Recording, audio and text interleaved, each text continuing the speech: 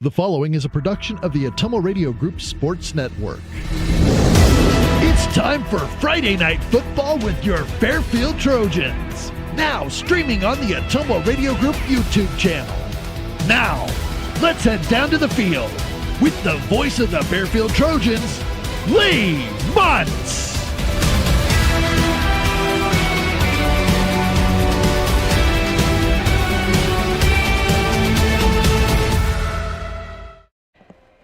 And good evening, everybody, here on the 2026 Fairfield High School football season opener. The Trojans hosting the Benton Community Bobcats. Out of Van Horn is where the high school is based, but there are several communities along Benton County that comprise that school district. And the teams are on the field warming up on Pearl Smith Field here at Trojan Stadium. Beautiful evening. Started off a little warmer than expected this afternoon. We got up around 88, 90 degrees, but it's cooling off, and I think it's going to be a perfect night for this season opener. We've got Coach Matt Jones joining Alice Kojo here in just a little bit. Let me mention our sponsors, because without them, couldn't be on the air with Trojan football in 2026. We've got Packwood Locker and Meats of Packwood, Pilot Grove Savings Bank, Roto-Rooter over on Gateway Drive in Ottumwa, Family First Chiropractic, West 2nd Street in Ottumwa, Smith's Helping Hands. They're now hiring caregivers in Fairfield. Call 641-209-9965. Also want to thank Nutrient Ag Solutions of Fairfield, Community First Credit Union, because together is better. Walmart Supercenter in Fairfield. Also Cranston Family Funeral in Fairfield and Keosauqua. Jefferson County Health Center. In fact, they are providing the help for the Trojan Booster Club concession stand tonight here at the Fairfield High School home football game. Also thanks to Fairfield Dental Clinic, Livewire Electric, and they of course have Straight Up Doors as part of that same business. So thanks to Livewire Electric, Rod and Bev Nelson. Also thanks to Lisco, your experts for fiber optic, the Beener Funeral Home and Crematory, South Main in Fairfield, Smithburg Automotive, and of course that's also Smitty's Auto and Recycling in Fairfield, and the Fairfield Hometown Store on Burlington Avenue for appliances and more. U-Haul trailers as well. Delivery and pickup and haul-away are provided. So thanks to those sponsors making Trojan football possible here on the Ottumwa Radio Group YouTube channel. My producer, director, and cameraman is A.J. Rowe. Thanks to Anthony for doing the behind-the-scenes work to get me on the air and to bring you Trojan football. We're going to be audio and video as much as possible. Obviously, there might be a couple of games we are thinking probably Solon and Mount Pleasant where we will be audio only, but we're going to have Greg List. We're going to stick the owner on them to see if we can get a approval for video coverage as well on those two road games. And we know the 4 home games we're definitely going to be audio and video, and I believe Centerville and Mediapolis the next 2 weeks are not going to be any problem. So thanks to your viewership and listenership throughout 2026. Excited to get this season going. I mentioned Alice Kojo had a chance to talk to Fairfield High School head football coach Matt Jones on the Ottumwa Radio Group stations this morning. I believe it was on KBIZ, where the coaches show airs each Friday morning, and then you can listen to Coach Jones talk about the same things here in the evenings before each of our Fairfield High School football broadcasts. So we're about 22 minutes away from kickoff. We'll get into that interview with Coach Jones and Ellis Kojo coming up in just a couple of minutes as you're listening and watching Trojan football on the Ottumwa Radio Group YouTube channel. Darren here with Nutrient Ag Solutions of Fairfield, reaping the rewards of agriculture every fall when the hard work of planting, and crop management delivers the bounty of the harvest. Here at Nutrient Ag, the understanding of agriculture is a blend of hands-on experience and formal education, finding the right solutions to improve the production and profitability of your operations. Call me, Darren, today at Nutrient Ag Solutions in Fairfield. With each nutrient, each solution, each day, we're growing a better world around the world. Ready to make your home more you? At Community First Credit Union, we have an exclusive offer to help. Take advantage of our limited-time Flex Home Equity line of credit with a special 6-month intro rate to get started. It's financing you can use to build your outdoor oasis, create your backyard hangout, or elevate your curb appeal. Visit c1stcu.com for details and apply online today. Subject to credit approval, federally insured by the NCUA, Equal Housing Opportunity. Fall is here at Fairfield, and Walmart's ready to help you make the most of it. From cozy sweaters to hearty soup fixings, from pumpkin, everything to back to routine essentials, Walmart Fairfield has what your family needs at prices that'll make you smile. Grab your fall boots, your favorite flannel, and everything for game day, all under one roof, all at everyday low prices. This season, save more, stress less, only at your Fairfield Walmart. Walmart, save money, live better. Go Trojans! Since 2015, Cranston Family Funeral Home has been proud to serve the families of Southeast Iowa. We understand that a loss looks different for everyone. There's no single way to grieve and no single way to honor a life. This work's personal to us. It's about taking the time to care, to listen, and to make sure families feel valued at a time that is often overwhelming. Cranston Family Funeral Home, doing what matters when it matters most. Visit us at cranstonfamilyfuneralhome.com. At Jefferson County Health Center, care is more than a service. It's a commitment. Our nurses, doctors, and staff go beyond treatment to provide comfort, compassion, and connection. We care because you matter. Visit jeffersoncountyhealthcenter.org to discover the difference. Jefferson County Health Center, care you can count on. It's what we do.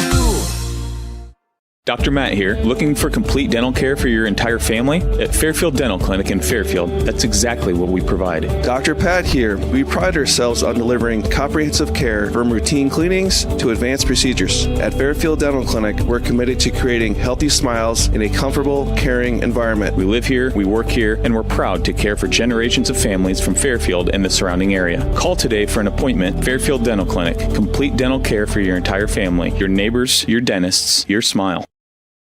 It's week one of the high school football season, and of course we'll have games going on the Ottumwa Radio Sports Network. One of them will be Fairfield. They open the season at home versus Benton. Joining us by phone is Fairfield's head football coach, Matt Jones. Matt, it's good to talk to you again. How was your off season? Well, it was really good.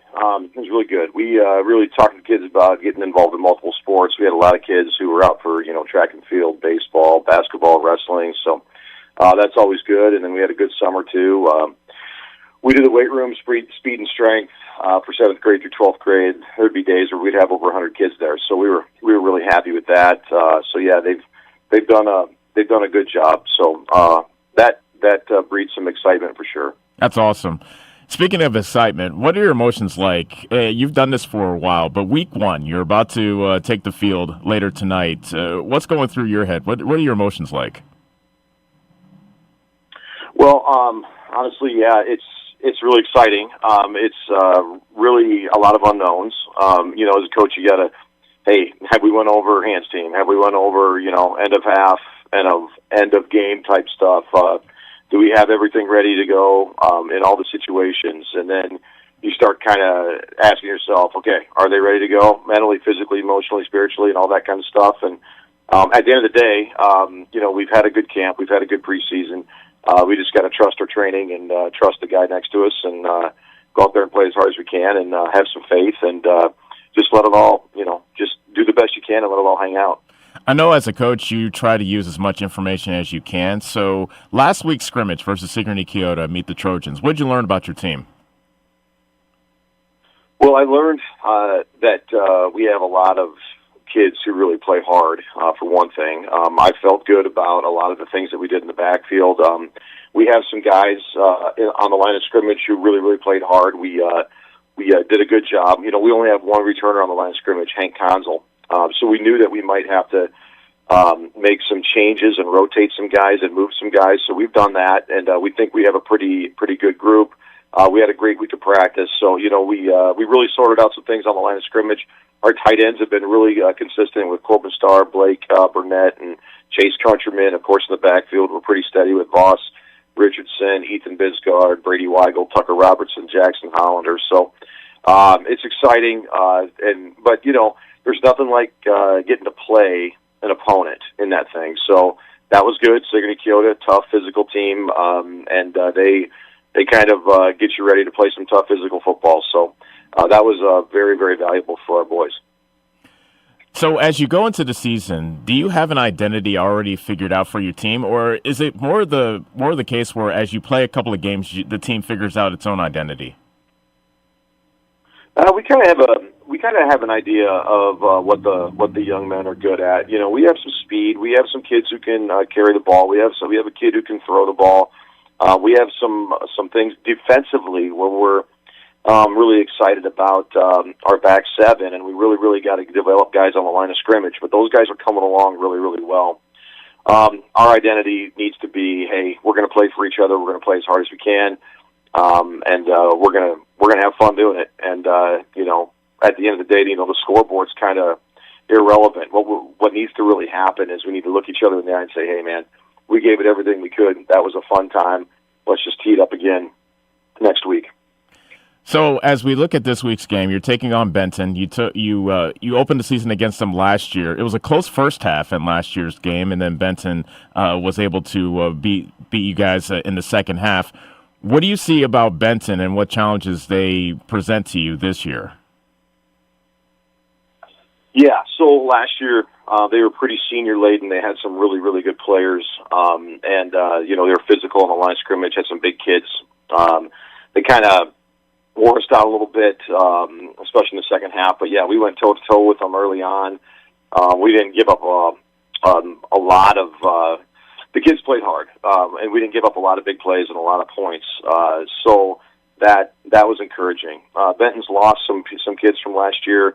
I know they're really excited about some of their young kids they have coming up. They're going to have, you know, they're a prideful program. They've done a lot of good things over the years. You know, they're a lot of these rural communities, but then they also have this, you know, these housing developments out there, and where they're getting some suburban kids too. So it's kind of a nice little mix for them, and they have a nice. They get a lot of kids out for football. So yeah, they're a good program. Their coaches are really good. I like competing against them. We have competed against them well, but we got to take that next step and get over the hump and, you know, put 4 quarters together, you know, else. I mean, that's really important. I mean, and just stay in the moment with, you know, one play at a time. Every play has that life and that history of its own, and it's time to move on. So that's what we're looking for to do, to see how the boys challenge themselves with that. You can almost set your watch to seeing kids go down with cramps, especially early in the season when it's a little bit hotter outside. How do you get your kids prepared so you don't see something like that from the Trojans? Yeah, well, we are really working on that. We talked about, you know, hydration and about, like, you know, checking your hydration level and, you know, a little extra salt on the food, all those kind of really good things. Make sure that we're taking care of ourselves well before the game, 24 to 48 hours before the game, because that's when that stuff really matters. So, you know, if you're trying to pound water in the first quarter, it's too late. So, we've had some good luck with that.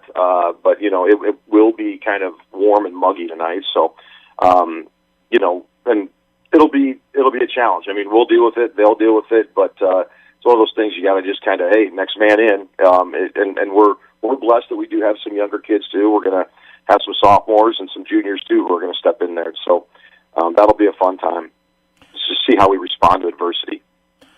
So this is the first game, obviously, that you have coming up later tonight, and it'll be the first time your kids will be playing all 4 quarters. So what do you think you need to see from your kids condition-wise to make sure that they can last the 4 quarters later tonight?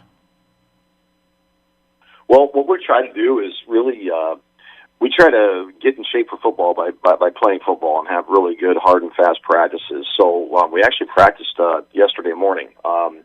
It's something that, you know, I was fortunate enough to coach in the Shrine Bowl, and I talked to some coaches there, and they said that was one of the biggest difference makers that they had is they practice in the morning on Thursday. What that does is that gives their bodies that much longer to recover. You have to hit the field, you know, fast and furious and confident. So that's really important to us. And we just thought about ways that we could incorporate some of that. So we did some mental work and some teamwork and some stretching and you know, some things like that yesterday after school. But Thursday morning we were out on the field, and we were going through everything: kicking game, offense, defense. So we hope that the kids, I always use the Kentucky Derby analogy. I know the kids kind of make fun of me for that, but those horses for the Kentucky Derby, they just cannot wait to get into that gate. They're fresh, they're ready to race, and that gate opens, man, and they're out. So we tell the kids we want you to be like the Kentucky Derby, we're just having a hard time holding you back, and you just can't wait for that gate to open, and here we go. So that's what we're looking forward to. Obviously, the kids are very excited. How do you get the team fired up, or is it something that they do on their own before a game? Well, we talk and we talk about the mental preparation, the visualization part of it. How important it is to play not only your best for yourself because you're representing yourself and your school, your community, your family, and all that, but then this brotherhood. This is a great brotherhood sport. So you're playing for the guy next to you. So that's really, really important to us. And then, just visualizing, hey, how am I going to respond when things go really, really well? How am I going to respond when things go really, really bad? So we had kids share some things last night, and some coaches too, about how they overcome adversity. And then we talked a little bit about, their AM routine, their PM routine, how important that is to get these guys, in bed on time. This idea of 8 to 10 hours of sleep, going 3 for 3 on meals, all this kind of great stuff that can help them feel their best and then be their best on the field. Last year against Benton, they won the battle of turnovers 2-0. They took the ball away from you twice. How important are takeaways and giveaways this early in the season? Oh, it's everything. The ball is so, obviously, it's everything in the game of football. You want to possess it, you want to hold on to it, and when you don't have it, you want to take it away. So that's really important. Turnovers, they tell a huge, huge story about the outcome of the game. So we are emphasizing that ball security, just taking care of the football, and then defensively, make plays when they come to you. You can't just go tackle the ball. You got to tackle the man first, but then there's opportunities to come in there and punch a ball out or do those kind of things too. So D-line, get your hands on a pass, some of those things. So we've been talking about that, how important that is. Those things really, really add up. So, we'd love to go to the positive on the turnover ratio tonight.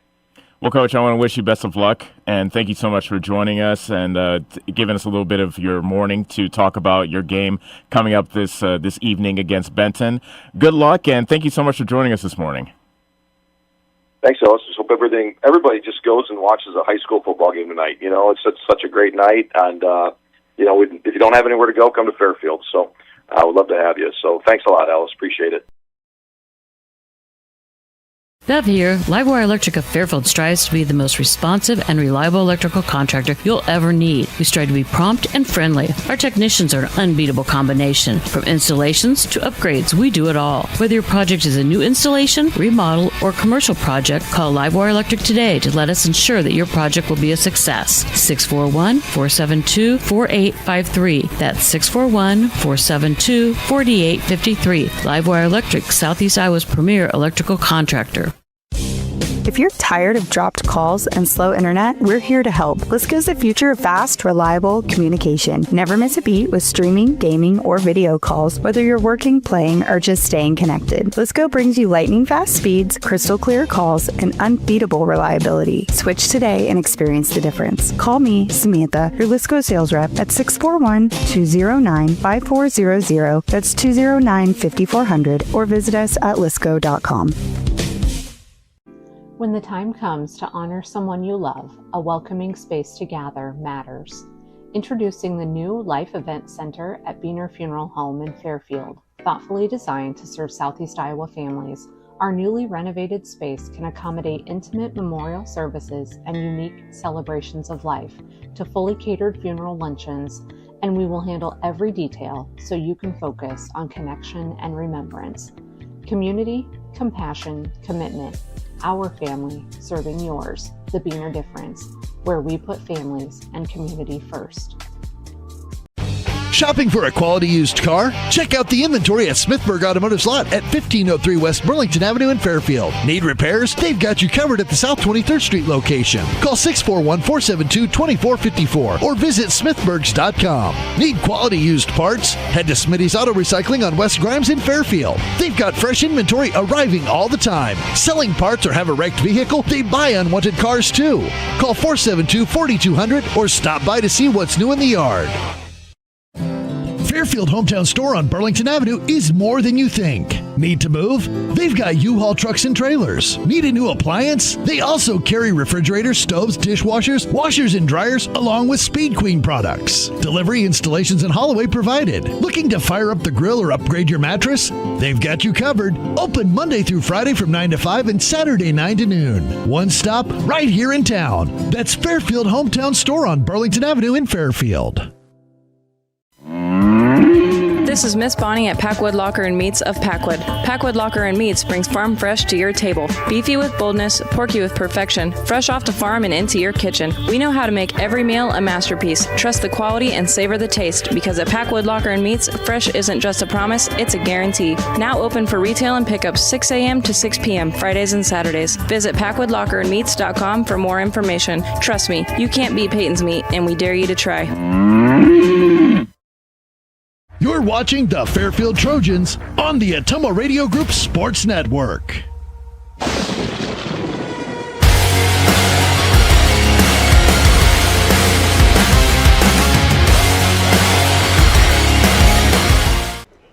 Once again, thanks to Ellis Kojo for interviewing Fairfield head coach Matt Jones, and Matt would be the first to say could not do this by himself. So a big thanks to the assistant coaches, and here they go in the order listed on the program. Nick Casca, Luke Perry, a couple of Fairfield High School alums, Caleb Thomas, Aaron Kunterman, Steve Miller, Spencer Ells, also all Fairfield alums except for Caleb Thomas, I believe.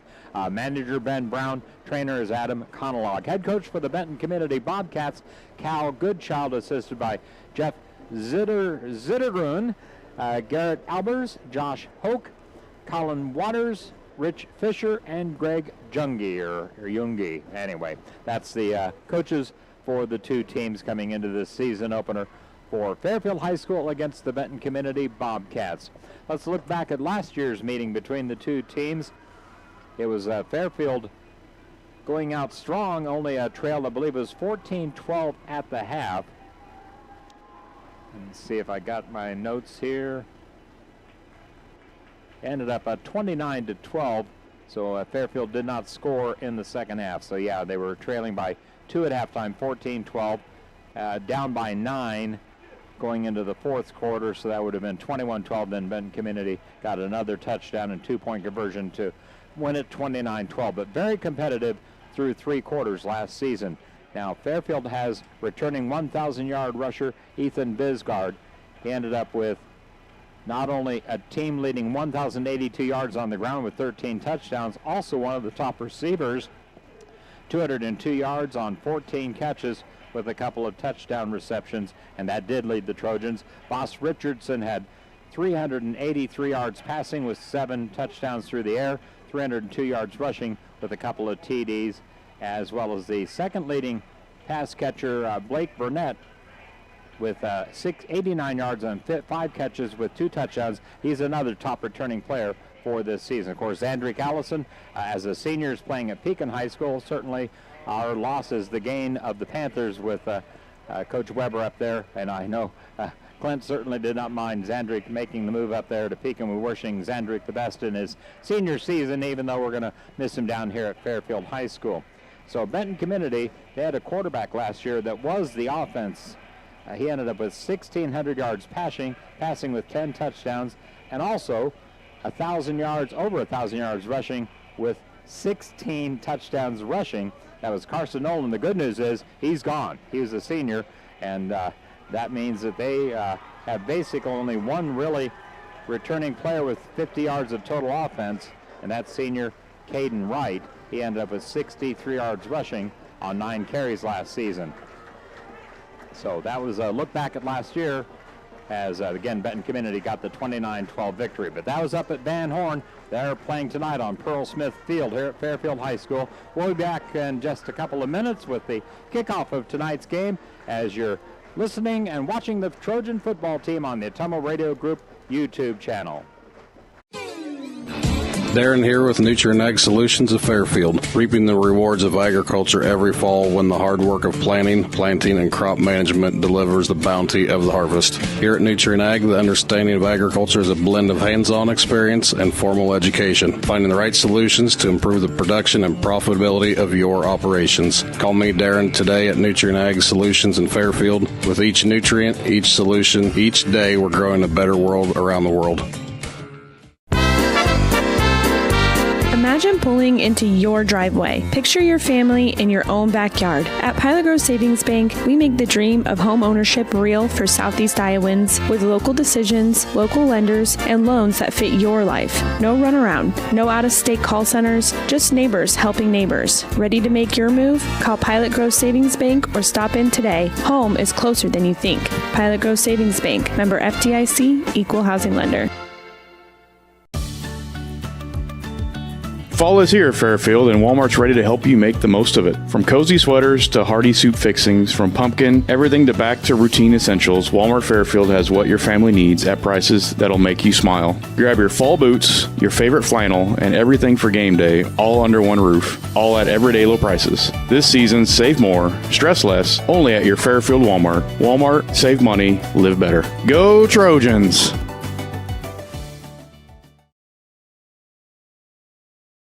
You're watching the Fairfield Trojans on the Ottumwa Radio Group Sports Network.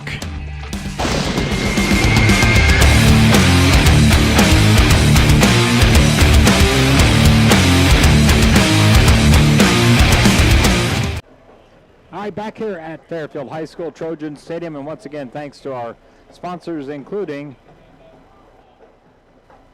Smith's Helping Hands, now hiring caregivers in Fairfield. Give them a call, 641-209-9965. Also, thanks to Family First Chiropractic, West 2nd Street in Ottumwa, delivering an elevated level of holistic care for the entire family, incorporating multiple chiropractic techniques and physiotherapy, ensuring clients receive the best results as quickly as possible.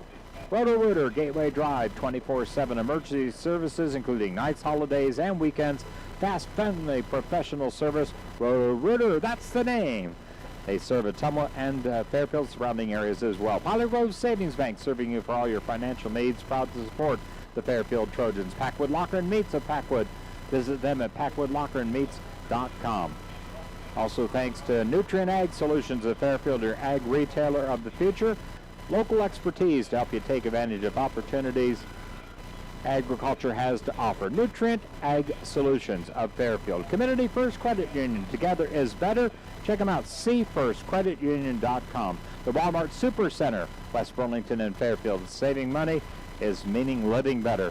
Walmart Super Center. Cranston Family Funeral Home, Fairfield and Keosauqua, serving with monument sales, Irish Ridge Cremation. CranstonFamilyFuneralHome.com, the place you'll find them on web. Jefferson County Health Center, cares you can count on. That's what they do, and they are people from JCHC are serving up the food and beverages tonight in the Trojan Booster Club concession stand right under us here on the west side of Trojan Stadium. Also thanks to Fairfield Dental Clinic, West Adams in Fairfield. Live Wire Electric, serving Fairfield and surrounding areas on West Grimes in Fairfield. Also, of course, with Straight Up Doors. Lisco, your experts for fiber optic. Call Lisco at Fairfield, 641-209-5400. Biener Funeral Home and Crematory, South Main in Fairfield. Scott and Rachel Brown, good people. Great to have them as part of the community, taking over the tradition of the Biener Funeral Home. Smithburg Automotive, and from vehicle maintenance, rental, and vehicle sales with 2 locations in Fairfield. Plus, they have Smitty's Auto and Recycling of Fairfield, out there on at the end of West Grimes in Fairfield. They're just reenacting the coin toss. Benton Community won the toss, and they deferred, so Fairfield will receive the ball. They'll be kicking off from south to north. Benton Community will, so Fairfield will receive it on the north end of Pearl Smith Field. So I mentioned Smithburg Automotive and Smitty's Auto and Recycling. Also, Fairfield Hometown Store on Burlington Avenue in Fairfield. Appliances, mattresses, U-Haul trailers, delivery, pickup, and Holloway. All services of the Fairfield Hometown Store on Burlington Avenue in Fairfield. All right, big thanks again to my producer, director, camera operator, A.J. Rowe. Thanks to you for listening, watching tonight on the Ottumwa Radio Group YouTube channel. As we've got a lighter night tonight with Pekin and Cardinal playing last week. They are not playing tonight. They get week 1 off after playing week 0 games. Both Pekin and Cardinal got season opening wins. The Panthers 27-12 over EBF. Pekin overcame a 12-0 deficit in that game. And then Cardinal rolled at Columbus Junction 44-0. Van Buren opening up hosting Central Lee tonight. That'll be a score that we'll keep track of. And also keep track of Washington and Mid-Prairie, and Mount Pleasant playing Minneapolis tonight. Those are, of course, future Trojan District opponents. Centerville opened up, got outscored in the second half, lost a game to Creston last week, 52-42, I think it was, and Centerville was way up at one time in that game. Good kicker for Benton Community. Number 17 has the ball teed up. That's Drew Ballard, a senior, ready to put his right foot to it.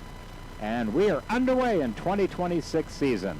Ball bounces, picked up, and on the return is, I believe it was Blake Burnett. Oh no, check that, 22. That's Caleb Bishop. A nice return by Caleb, as he got the ball to the Fairfield 35-yard line. So a good kickoff return to start the season. 11:55 on the clock. Fairfield will put it in play. First down from their own 35-yard line. Boss Richardson, senior quarterback. Behind him, the 3 running backs lined up from left to right. Tucker Robertson, Ethan Bisgard, and Brady Weigel. Boss gets the handoff to Ethan Bisgard, only about a yard squeezed out on the first play from scrimmage.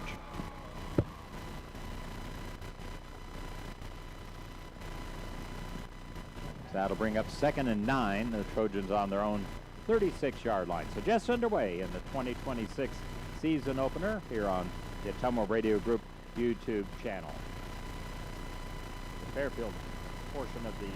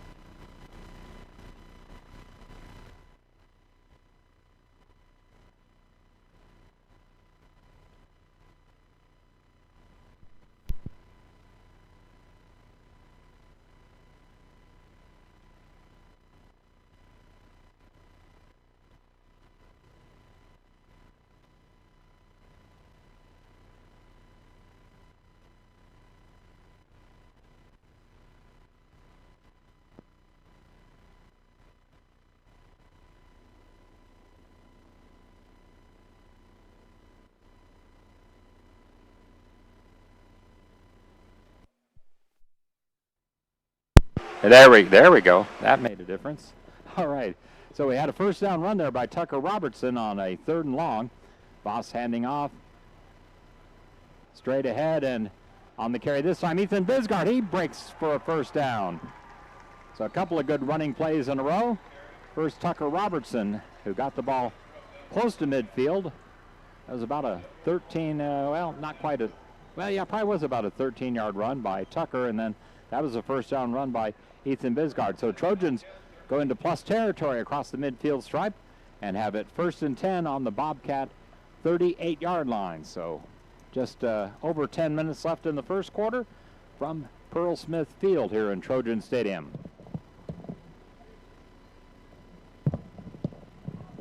Again, Voss Richardson, senior quarterback. In behind the center, Benji Hunter. Voss looking to throw, rolling to his right. Now he's going to pull it down and will be driven out of bounds around the 35-yard line. So he'll squeeze out 2 or 3 yards on the quarterback scamper, as Benton Community had the receivers covered up for the Trojans. Let's set that offensive line for the Fairfield Trojans. On the right side of center, Benji Hunter. The guard is Jasper Carpenter.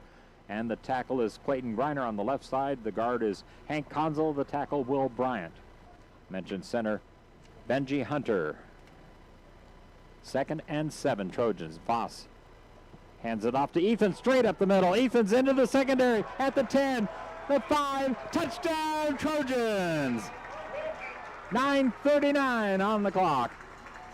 And Fairfield is on the board.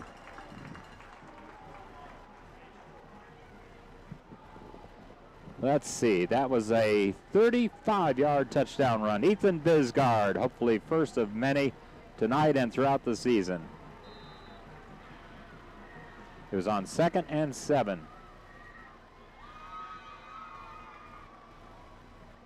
All right, see what Fairfield does. They are going to line up to go for 2. So regular offensive set out there. Voss gets the snap, hands to Tucker Robertson, diving for the end zone, and he came up short. So 2-point run is short and leaves the Trojans up 6-0. Fairfield will kick off in a minute after this break on the Ottumwa Radio Group YouTube channel.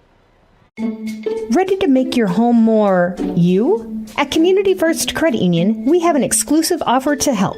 Take advantage of our limited time Flex Home Equity line of credit with a special 6-month intro rate to get started. It's financing you can use to build your outdoor oasis, create your backyard hangout, or elevate your curb appeal. Visit c1stcu.com for details and apply online today. Subject to credit approval, federally insured by the NCUA, Equal Housing Opportunity.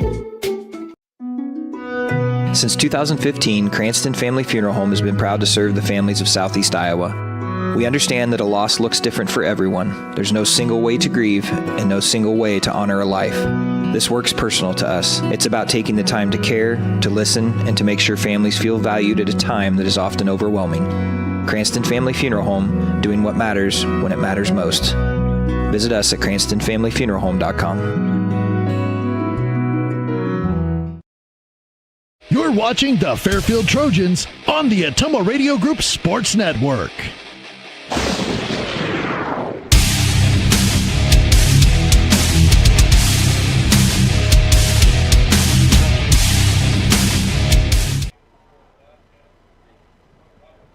All right, we're back here at Trojan Stadium. And it looks like Tucker Robertson is going to be the kickoff man here to give Benton their first offensive possession of the season. Number 32, Tucker Robertson. Teeing up the ball on the Fairfield 40-yard line on the west hash mark. Of course, it can go anywhere between the hash marks to kick the ball off.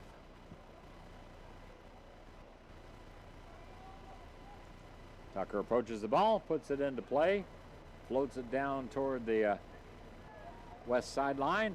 On the return, cutting across field, is number 4 of the Bobcats. He's taken down by a Trojan tackle. That was Braden Mell on the return. So Bobcats will have the ball for the first time with 9:31 left here in the first quarter after a Trojan successful opening drive. Bobcats will be from their own 25-yard line. For some reason, my binocular cord is getting tangled up with my microphone. There we go. That's better. Shouldn't be near as much interference now. Quarterback Drejos hands the ball off, and the ball's on the ground. Let's hope the Trojans out. Looks like the Bobcats came up with the loose ball. Almost had a takeaway on the first offensive play by the Bobcats. There will be no gain on the play, 2nd and 10. So again, the quarterback, number 8, Drejos. No, actually, it's number 16. They listed 2 different quarterbacks. 16 is Kaiser Townsley. He's a junior, 6'3", 195. Gets the snap in the shotgun, hands it off. Straight ahead with number 27. He breaks into the secondary. He's on the way. It's going to be a Bobcat answer from 74 yards. Wow. We've had 2 long distance, well, 1 really long distance touchdown by the Bobcats. So 74-yard touchdown run. So Benton Community didn't take long to square this game. Running back Caden Mitchell on that touchdown. So now an extra point would put Benton Community on top in the football game. And that is the kicker, the soccer-style kicker, Drew Ballard, number 17. He was hitting from 35 yards out in field goal range in the warm-ups. And that kick is good. Just snuck it in the left upright. So Benton Community is on top, 7-6, 8:41 left in the first quarter. Back with the Bobcat kickoff in a minute on the Ottumwa Radio Group YouTube channel. At Jefferson County Health Center, care is more than a service. It's a commitment. Our nurses, doctors, and staff go beyond treatment to provide comfort, compassion, and connection. We care because you matter. Visit jeffersoncountyhealthcenter.org to discover the difference. Jefferson County Health Center, care you can count on. It's what we do.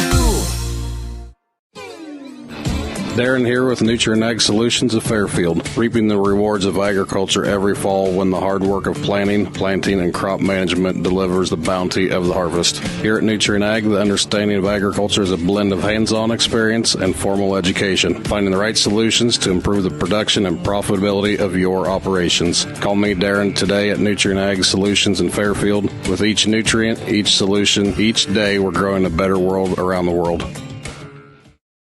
Back with the Bobcat kickoff by Drew Ballard. Again, there on the south side of Pearl Smith Field. This time going with a higher deep kickoff. Fielded by Tucker Robertson. Cuts up the middle. Gets it out across the 25-yard line where it'll be first down Trojans for their second possession of the night. 8:35 on the clock. So Fairfield will take over. So Benton lost yardage on that fumble, the first play of the game, and then they hit for a 74-yard touchdown run by Caden Mitchell. Trojans will have it their own 26-yard line. Quarterback Voss Richardson comes out to the huddle after meeting with the head coach Matt Jones before he's sent out there with the play. Tight end to the right, Blake Burnett. On the left, Chase Countryman. The backfield, Ethan Bisgard in the middle of the three. Tucker Robertson on his right, left side, Brady Weigel. This time looks like it was Brady on the carry. Oh, check that, Tucker. I even have binoculars on the players to try to keep track of who's got the football, and I lose track because it's so deceptive as far as who's getting the handoff. Corbin Starr is alternating with Chase Countryman on the one side as far as tight end. They bring in the plays from the sideline. So a gain of a couple, we'll call it, 2nd and 8 Trojans. Voss hands to Ethan Bisgard. Ethan's in the secondary again. And he's across midfield stripe, spun to the ground. But another big run by Ethan Bisgard. I can say that quick hitting offense looks like number 2, Gabe Pugh, made the potential touchdown saving tackle. That was about the only man left for Ethan to beat. Gets it all the way to the Bobcat 36. So again, Fairfield crosses midfield on their second possession of the night. Chase Countryman brings in the play from the sideline. Coming up at halftime, we're going to talk to third-year superintendent of the Fairfield Community School District, Zach Weigel, about the proposed middle school referendum coming up on the ballot again this November. It's going to be a lot different, so we'll let Zach tell you more about that. Here's handoff to, looks like Brady Weigel this time. Got the handoff from Voss and gets to about the Bobcat 30-yard line. So good gain of 6 yards on the play, 2nd and 4. Even a play that didn't look like it was developing gains more than 5 yards on the first down carry. Also at halftime, we'll talk about other activities in the Fairfield Community School District during fall sports season. The schedule for the upcoming week, thanks to AJ for prepping that, and you can read more about it at OttumwaRadio.com, where AJ does a fine job of writing articles on the results of all the Fairfield sports. Here's Voss Richardson on the keeper. He'll be spun to the ground. He'll get about 3 yards. I think it'll be a 3rd and 1 coming up for the Trojans. Again, that offensive line for Fairfield In the middle, Benji Hunter. Guards Hank Conzel. Jasper Carpenter tackles Clayton Griner and Will Bryant. Tight end's also a very important part of the blocking scheme with Blake Burnett, Chase Countryman, and Corbin Starr. Looks like they're maybe talked about measuring, but they're sure it is short. Third and a yard to go for the Trojans in Benton territory. This is 4 down territory, even if you gain nothing on this play. Hopefully they'll get the first down. Voss behind Benji. I think we might have had a false start. That's the call. So it's going to be 3rd and 6 instead of 3rd and 1.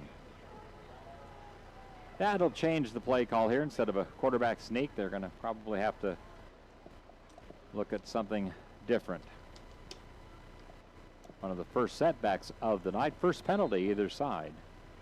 Comes about halfway through the first quarter. Of course, in high school football, got 12-minute quarters versus the 15 of college and NFL.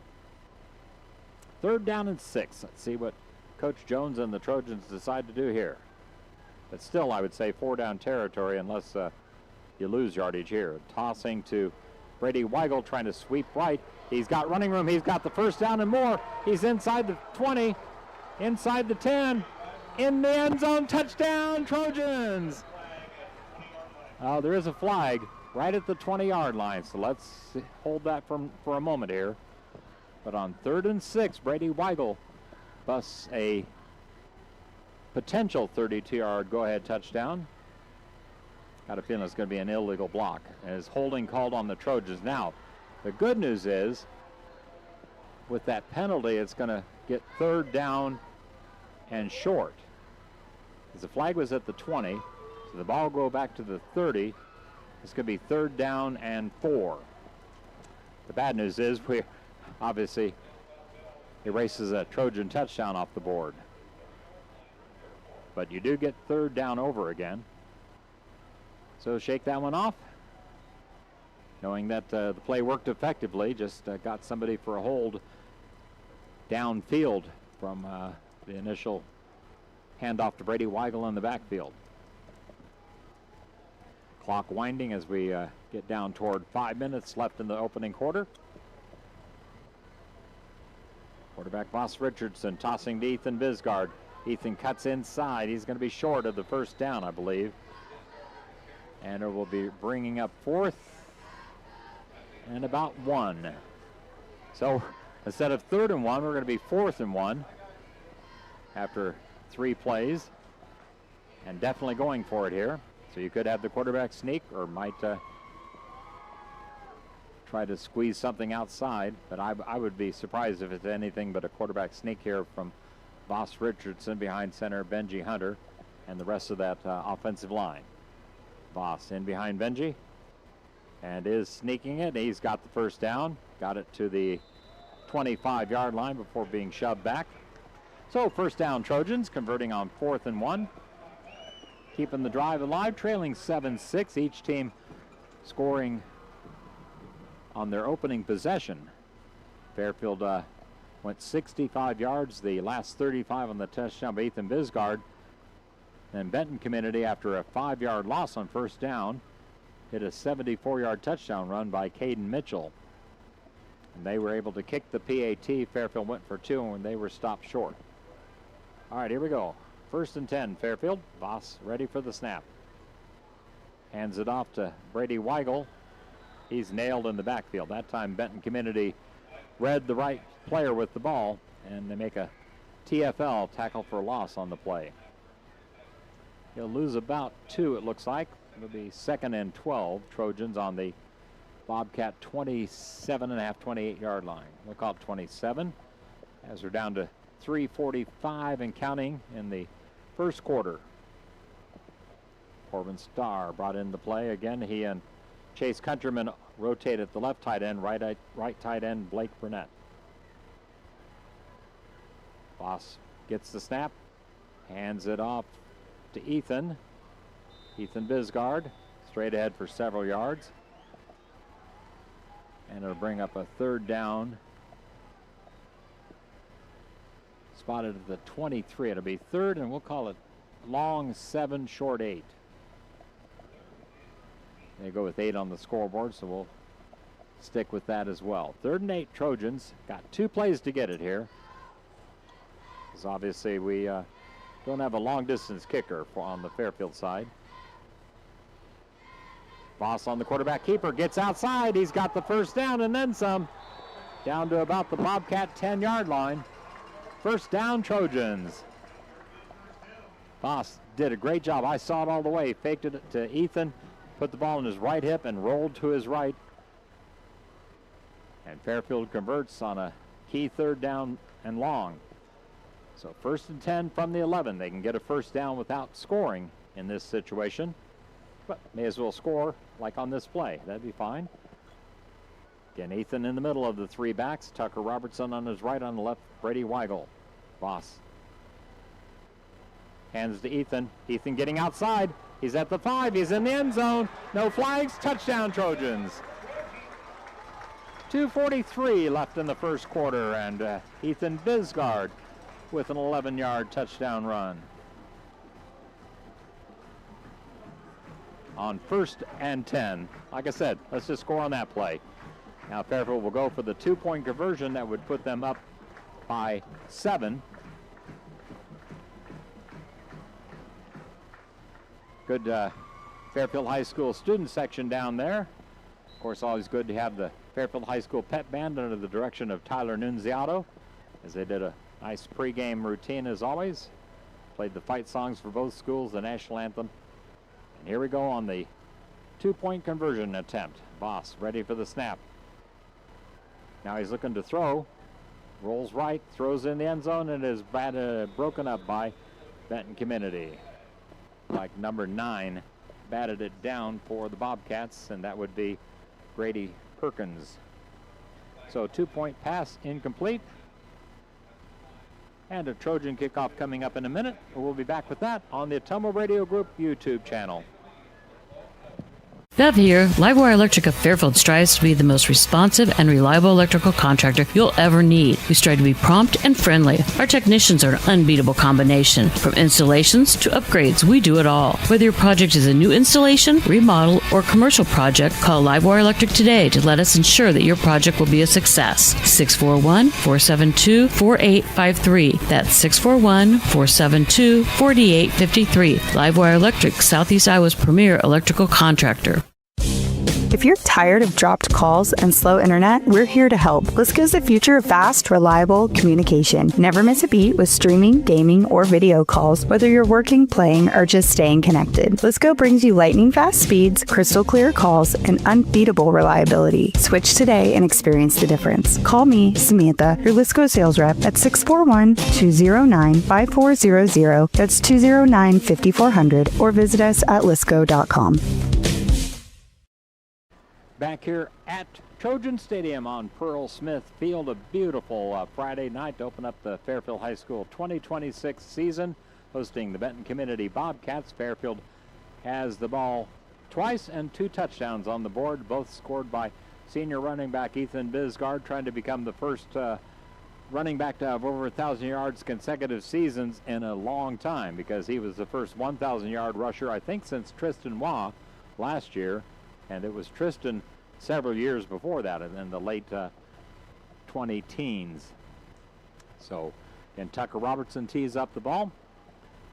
He is kicking off for Fairfield. Again, we have not seen any sign of a PAT kicker, meaning that a field goal kicker is not likely on the Trojan side of things. Not sure who would be. Voss did a lot of punting last year, so I would imagine he might be the punter again this year. Tucker approaches the ball, puts it in play, and it will be over to the 10-yard line. So Tucker's doing a good job getting that ball deep downfield. On the return, the ball will go across the 30-yard line, where the Bobcats will put it in play for their second possession after they also scored on their opening possession of the game. 2:35 left in the first quarter. Benton Community will have it on their own 35-yard line. That's about 10 yards better than their Well, 4 yards better. They had at their own 31, but then they were backed up to the 26 before they got the 74-yard touchdown. Had a fumble on their initial play, and the Trojans almost recovered it. And then the next play, they go long distance for the score. Here's the handoff to Mitchell, that running back who had the touchdown. He's tackled on the play. So Ethan Bisgard and Blake Burnett on the tackle. Gain of about 7, 2nd and 3. Caden Mitchell, the number 27 on his back, a 6'1", 195-pound sophomore. Of course, we mentioned the senior 1,000-yard passer and rusher for the Bobcats last year, their quarterback. But he graduated. Handoff again to Mitchell. He'll have the first down. Chase Countryman drug him down. Also saw number 25 on the stop as well for the Trojans. That's Jeremy Parker. Jeremy's a senior.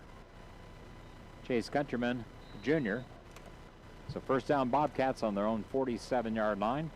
We're under 2 minutes left in the first quarter. Trojans leading 12-7. Of course, 12 is what they had last year in the game with the Bobcats, and that was at halftime when they trailed 14-12. Bobcats ended up winning 29-12. Here's Mitchell again on the carry. He was hit behind the line, then squirted outside and brought down by Boss Richardson and Jeremy Parker again. So it'd be no gain on the play. 2nd and 10. Late in the first quarter of the season opener. Trojans come out with a 4-man front. I believe they're using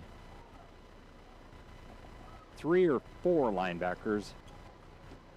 I think it would be 3 linebackers and 4 defensive backs.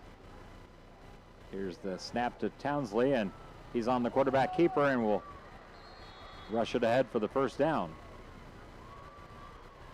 Jeremy Parker again on the tackle, but not before a Bobcat first down. As we've gone under a minute to go in the first quarter, Bobcats first down on the Trojan 43-yard line. Both teams have all 3 of their timeouts remaining in this first half. No hydration breaks because the game time temperature was down under 80 degrees. Quarterback Townsley from the shotgun, hands to Mitchell.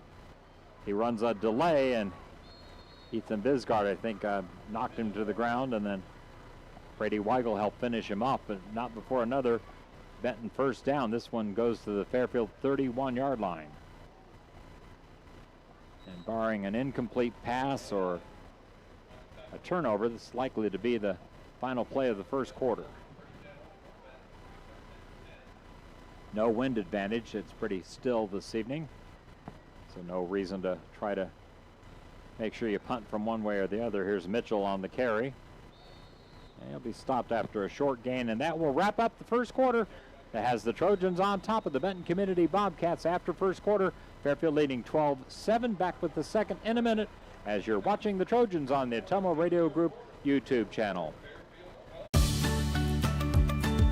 Fall is here at Fairfield, and Walmart's ready to help you make the most of it. From cozy sweaters to hearty soup fixings, from pumpkin, everything to back to routine essentials, Walmart Fairfield has what your family needs at prices that'll make you smile. Grab your fall boots, your favorite flannel, and everything for game day, all under one roof, all at everyday low prices. This season, save more, stress less, only at your Fairfield Walmart. Walmart, save money, live better. Go Trojans!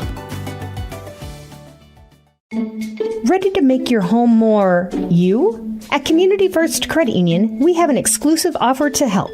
Take advantage of our limited time Flex Home Equity line of credit with a special 6-month intro rate to get started. It's financing you can use to build your outdoor oasis, create your backyard hangout, or elevate your curb appeal. Visit c1stcu.com for details and apply online today. Subject to credit approval, federally insured by the NCUA, Equal Housing Opportunity.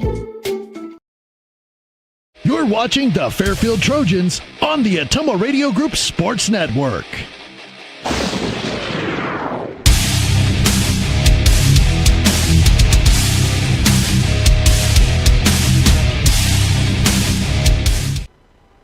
Next week, the Trojans hit the road to Centerville, and they, as I mentioned, played a Week 0 game where they were ahead.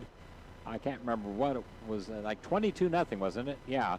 Ended up getting beat 52-42 by Creston.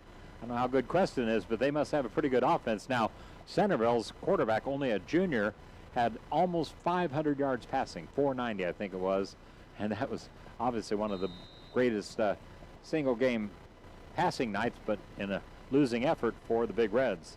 We'll head down there to the elementary school where the Centerville football team plays their home games. There's a flag on the play. I'm thinking that's going to be Benton Community getting their first penalty of the night, illegal procedure or false start. That about it come from 2nd and 6 to 2nd and 11. It's more like 2nd and 12. So 2nd down and 12. Benton Community will have the ball on this next play. Mentioned the quarterback. There was uncertainty. I was told it would be Owen Drehos, but then Kaiser Townsley has been the starting quarterback. Of course, Mitchell has been the primary threat. Here's a swing pass. It's dropped by the receiver. I think they might have ruled that was a lateral, a backwards pass. So they call it incomplete or a lateral and then recovering the fumble. Officials are discussing it right now.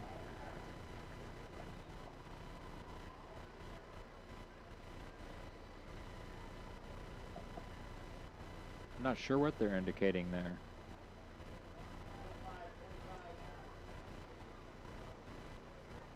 All right, it's going to be 3rd and 12. The clock stopped, so they must have ruled it incomplete.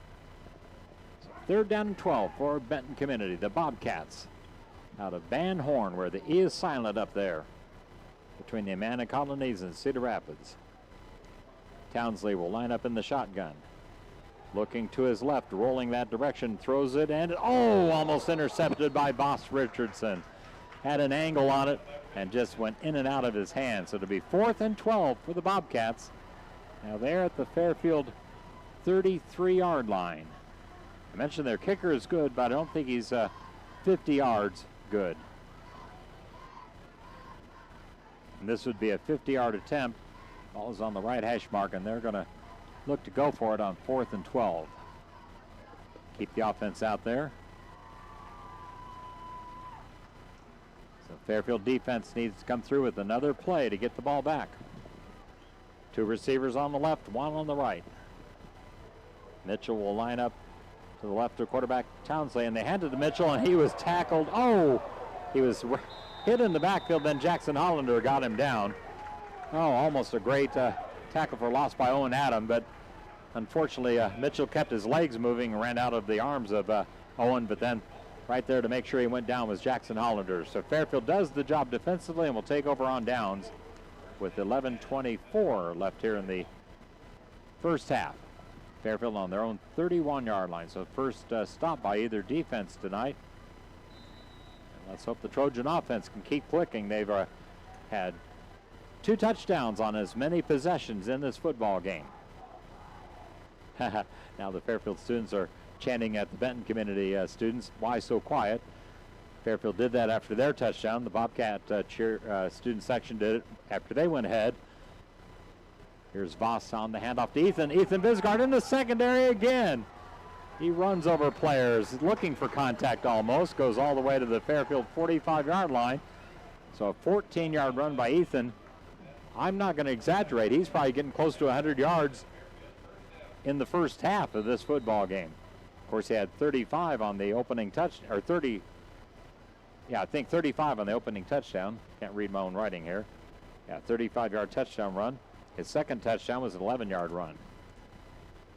Boss Richardson hands it again to Ethan. No, this time Tucker Robertson, the man up the middle. Short gain on this carry. It'll be about a 3-yard gain. 2nd and 7 on the on the Fairfield 48-yard line, just short of midfield. I'm smack dab at midfield here from this west side of the Bill Strawhecker press box, high atop Trojan Stadium and Pearl Smith Field. To my buddy Bill Stracker. Miss him over the years. He did a great job of helping me with a lot of broadcasts of Fairfield High School sports, football and basketball. Miss him every time I come out and do a Trojan game. Here goes Voss on second down. Hands to Ethan.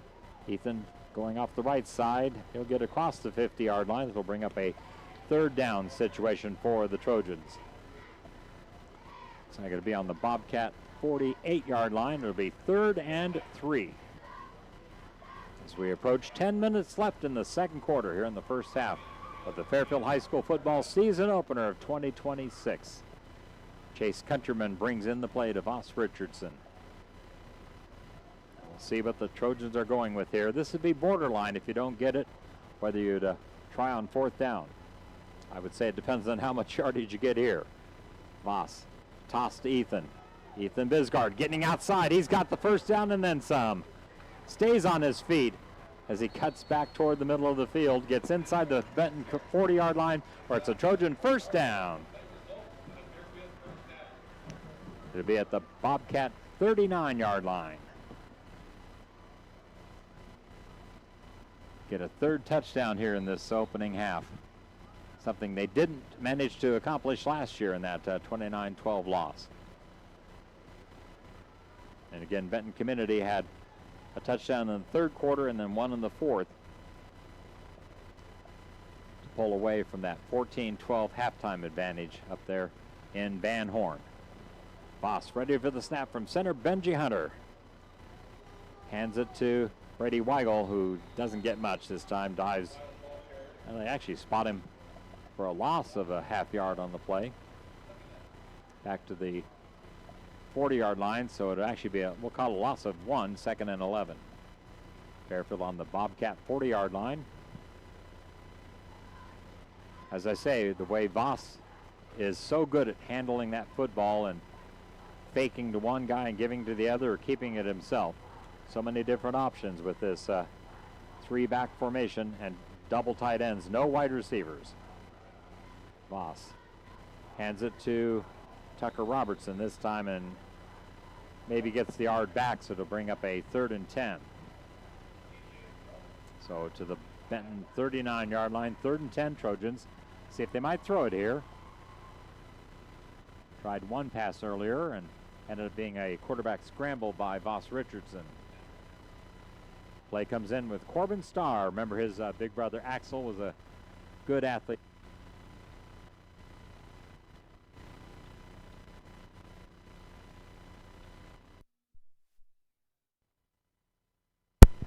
Voss Richardson hands it off, and it goes, well, nowhere. Ethan Bisgard was stuffed for a yard loss on the play. It'll be 4th and 11. Like I say, this is one of those where you could punt the football, try to pin the Bobcats deep, but you're across midfield, you're leading 12-7. I think the offense is staying out there, so yeah, Trojans are going to go for it on 4th and 11. Voss in behind center, Benji Hunter. Tosses to Ethan. No, Ethan does a quick kick. So Bobcats didn't have anybody back deep since it looked like Fairfield was going for it. So first punt of the season by Ethan Bisgard. A quick kick. So the Bobcats will have it inside their own 20-yard line. The poorest field position either side in this football game. Their own 16-yard line, 1st and 10. So let's go defense. How about the first Trojan takeaway of the season on this Benton Community possession? Mentioned other sports at Fairfield High School. Girls tennis, they're having an outstanding start to the season, currently ranked 9th, 6-0. All of those are 9-0 victories. Here's the handoff to Mitchell on the first down carry, and he gets a solid gain off left tackle. Tucker Robertson, looks like Voss Richardson was in the vicinity, as well as Owen Adam. But he gets enough for a Bobcat first down, right at 10 yards on the carry. From the 16 to the 26. Just went under 7 minutes left in the first half. Fairfield with a 12-7 advantage. Mentioned the Trojan girls tennis team, 6-0 in duels. They were also second of around 15 including 5 ranked teams at the Pella tournament last Saturday and beat 3 of those ranked teams. Here's Mitchell again on the carry. He's the workhorse for this Bobcat offense. Will Bryant on the tackle. Gain of about 3, 2nd and 7. Now they'll call it 2, 2nd and 8. Ball on the Bobcat 27, 28 yard line. Kingsley from the shotgun. Rolling to his right, going to keep it. Lowers his shoulder. He'll be, I think, short of the first down. Blake Burnett at the bottom of the stack. Also helping out on that tackle was Arush Patel. Arush, just a sophomore, 6'2", 180. 3rd and a yard for the Bobcats. Have an official's timeout. They might be considering a measurement here. Yeah, they're going to bring the... Oh, they call it first down. So first down, Benton Community. Trojan defense on that front line. Let's see, we got left side at the end, number 56. That's Jasper Carpenter. Get the interior lineman here. A ball on the ground, covered by Kingsley. Let's see, 50, 67 is Will Bryant. Number 50 on that defensive line, Hank Konzel. Those are the defensive tackles. On the right side is Chase Countryman, the defensive end opposite of, now it's Corbin Starr on the left side of that defensive line. Linebackers, got Ethan Bisgard, Owen Adam, Brady Weigel. Defensive backs, Jackson Hollander, Tucker Robertson. Actually, Brady is a defensive back.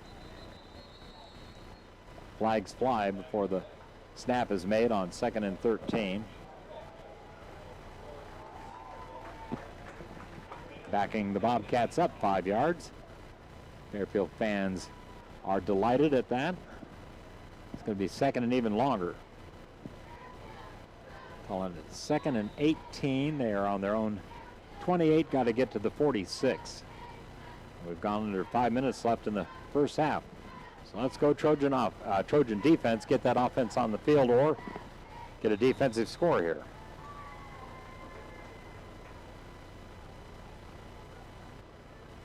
Moss Richardson, the other defensive back. Here's a counter play. Didn't fool the Trojans. Nice job of making the stop there. Blake Burnett. Lead Moss Richardson helping out. They try to counterplay with number 2, Gabe Pugh, wide receiver. Came on basically a jet sweep, a reverse, if you will. But the Trojans read it perfectly, and it's 3rd and 15 as they're on their own 31-yard line. So let's go Trojan defense. Don't let them get a big play here, and you're going to get the ball back with under 4 minutes left in the second quarter, already leading 12-7.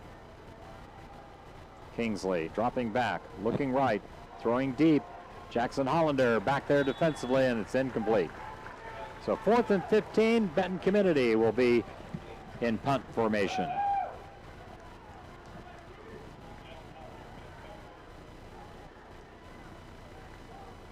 So Trojan defense does the job. And let's see what the Bobcats have as far as their punter. Like Drew Ballard, the place kicker, also their punter. Back deep to receiver the Trojans, Ethan Bisgard. Why not add a punt return to your 2 rushing touchdowns? Punt is a short one. Off the side of his foot, it will take a little bit of a Benton roll and goes to the Fairfield 45-yard line. So 3:34 left in the first half. Trojans will get the ball on offense with a chance to add to their 5-point lead.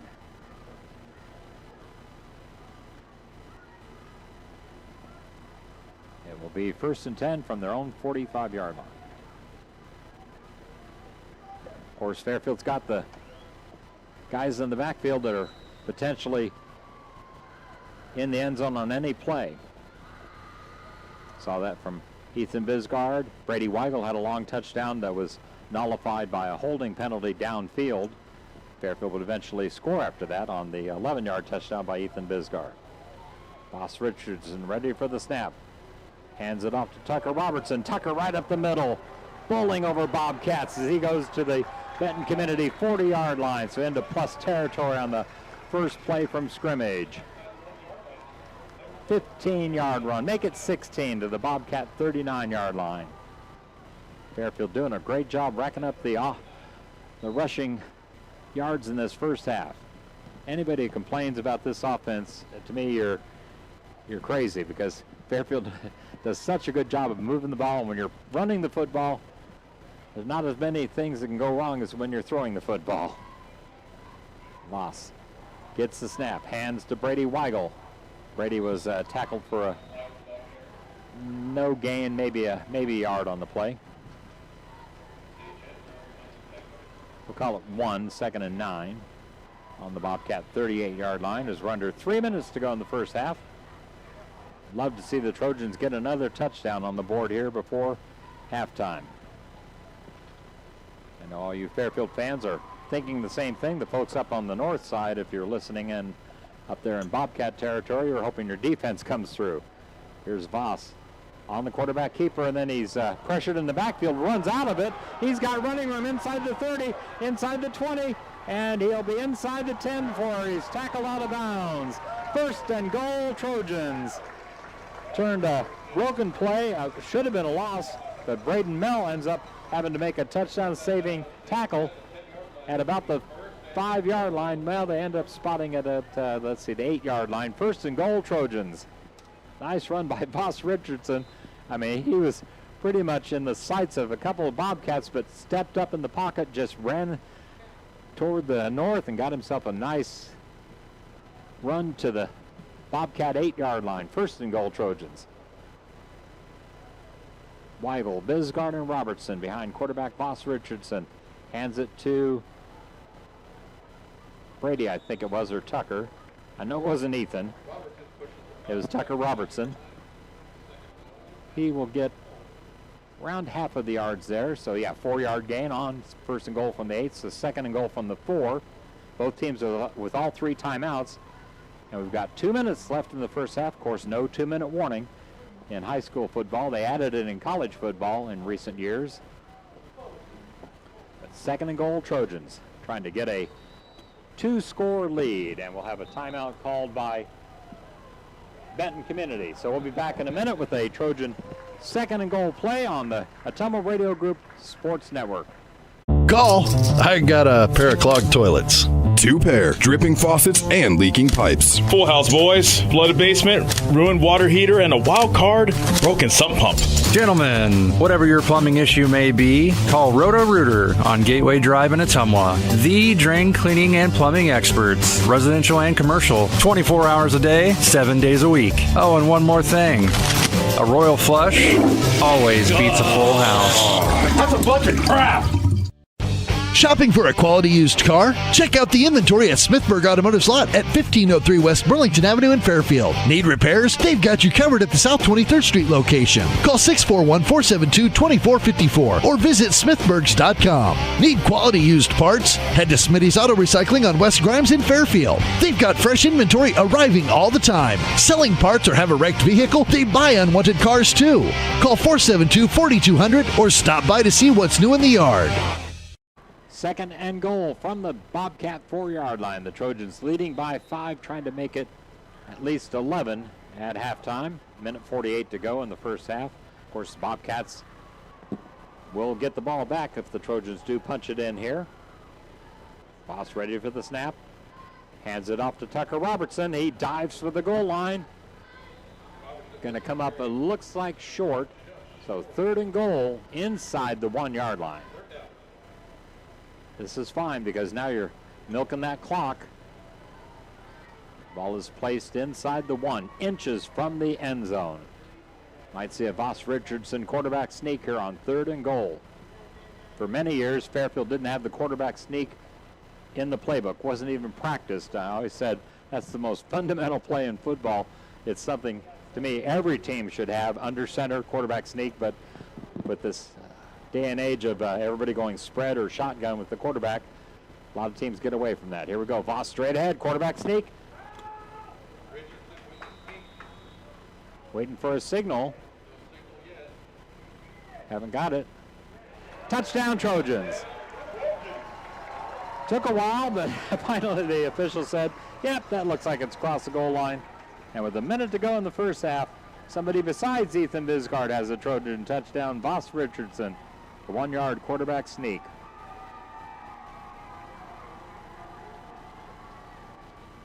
That was on 3rd and goal. Of course, you were going to see Fairfield going for it on 4th and goal if they had been spotted short. Here we go for 2 on the conversion to try to make it Trojans 20 late in this first half. Voss rolls out, pass, 2 points. Easy to Ethan Bisgard. So 2-point pass good. Trojans 20, Bobcats 7. Back with the Fairfield kickoff in a minute. You're listening and watching the Trojan football team on the Ottumwa Radio Group YouTube channel.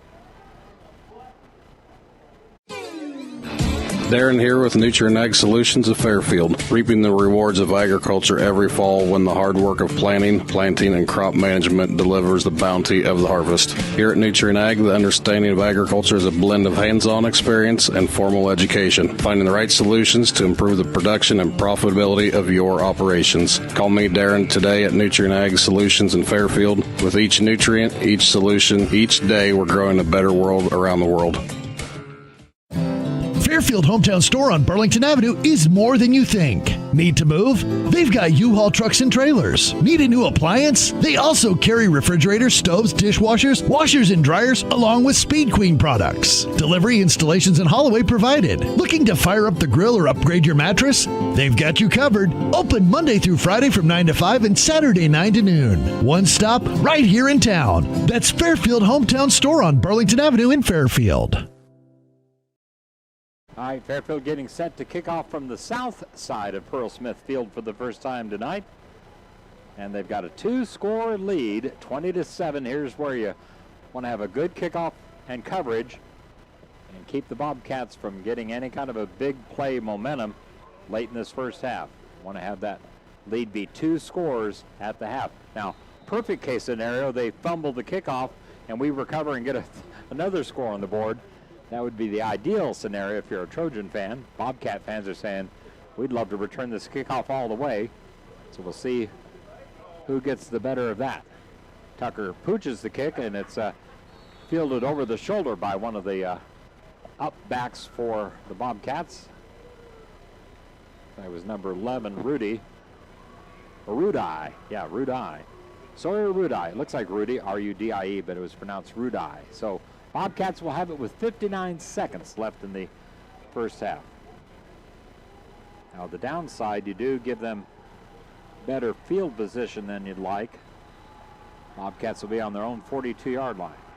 So guard against the big play, which is, of course, the only Bobcat touchdown was a 74-yard run by Mitchell. Kingsley is rolling to his right, throws it. Oh, almost intercepted and caught by Kroneman. Jackson Hollander went for the pick, and it was caught by Kroneman. Gain of 8. The ball is right at midfield. Clock is running. Bobcats have 2 timeouts remaining. 2nd and 2. Apparently, we have a timeout called late by Benton Community. So we'll use it with them and be back in a minute with the Bobcats 2nd and 2 play on the Ottumwa Radio Group Sports Network. Since 2015, Cranston Family Funeral Home has been proud to serve the families of Southeast Iowa. We understand that a loss looks different for everyone. There's no single way to grieve and no single way to honor a life. This work's personal to us. It's about taking the time to care, to listen, and to make sure families feel valued at a time that is often overwhelming. Cranston Family Funeral Home, doing what matters when it matters most. Visit us at cranstonfamilyfuneralhome.com. At Jefferson County Health Center, care is more than a service. It's a commitment. Our nurses, doctors, and staff go beyond treatment to provide comfort, compassion, and connection. We care. because you matter. Visit JeffersonCountyHealthCenter.org to discover the difference. Jefferson County Health Center, care you can count on. It's what we do. On 2nd and 2, a long pass by Kingsley overthrew his receiver, Jackson Hollander, had good defensive position. So it's going to be 3rd and 2, Benton at the midfield stripe. 31 seconds left here in the first half. So you might think a running play here to get the first down. Kingsley hands it to Mitchell. He goes straight up the middle. Nice tackle by the Trojans. Number 22, he's been on several tackles in this first half. That's Caleb Bishop. So that gets the first down. They will go no huddle. The clock stops on the first down while they move the chain. So first down just inside the Fairfield 40. Here's Kingsley rolling left. Pump fakes, then throws it, and it's complete. And he's driven out of bounds across the way. So clock stops as he got out of bounds.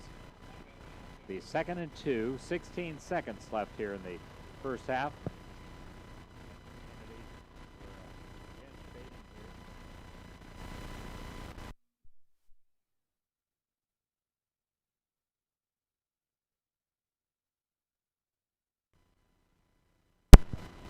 All right, we're back. For some reason, the box just keeps almost like it's dying in batteries, but it's on electricity. Here's Kingsley rolling to his right. Now he steps up and he's tackled for a loss. Hank Conzel on the stop.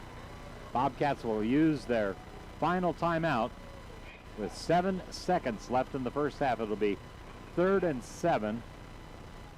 Realistically, you almost have to go for the end zone on this 3rd and long play, because if you just get the first down, you're probably going to run out of time unless it's a very quick out route.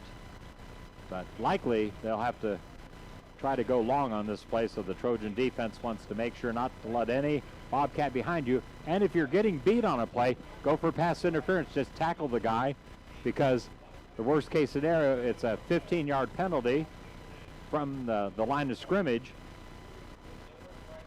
So it's one of those situations where you can be rewarded to commit a penalty, because in high school football, it's not a spot of the foul automatic first down like in professional. Even college has kind of a dumb rule, because it's a spot foul up to 15, then it's 15 if it's beyond. Here we go. So this could be the last play of the first half. Kingsley in the shotgun. Looking left, throws it over the middle, incomplete. And 0.8 of a second left in the first half, so they will get a 4th down and 7 play.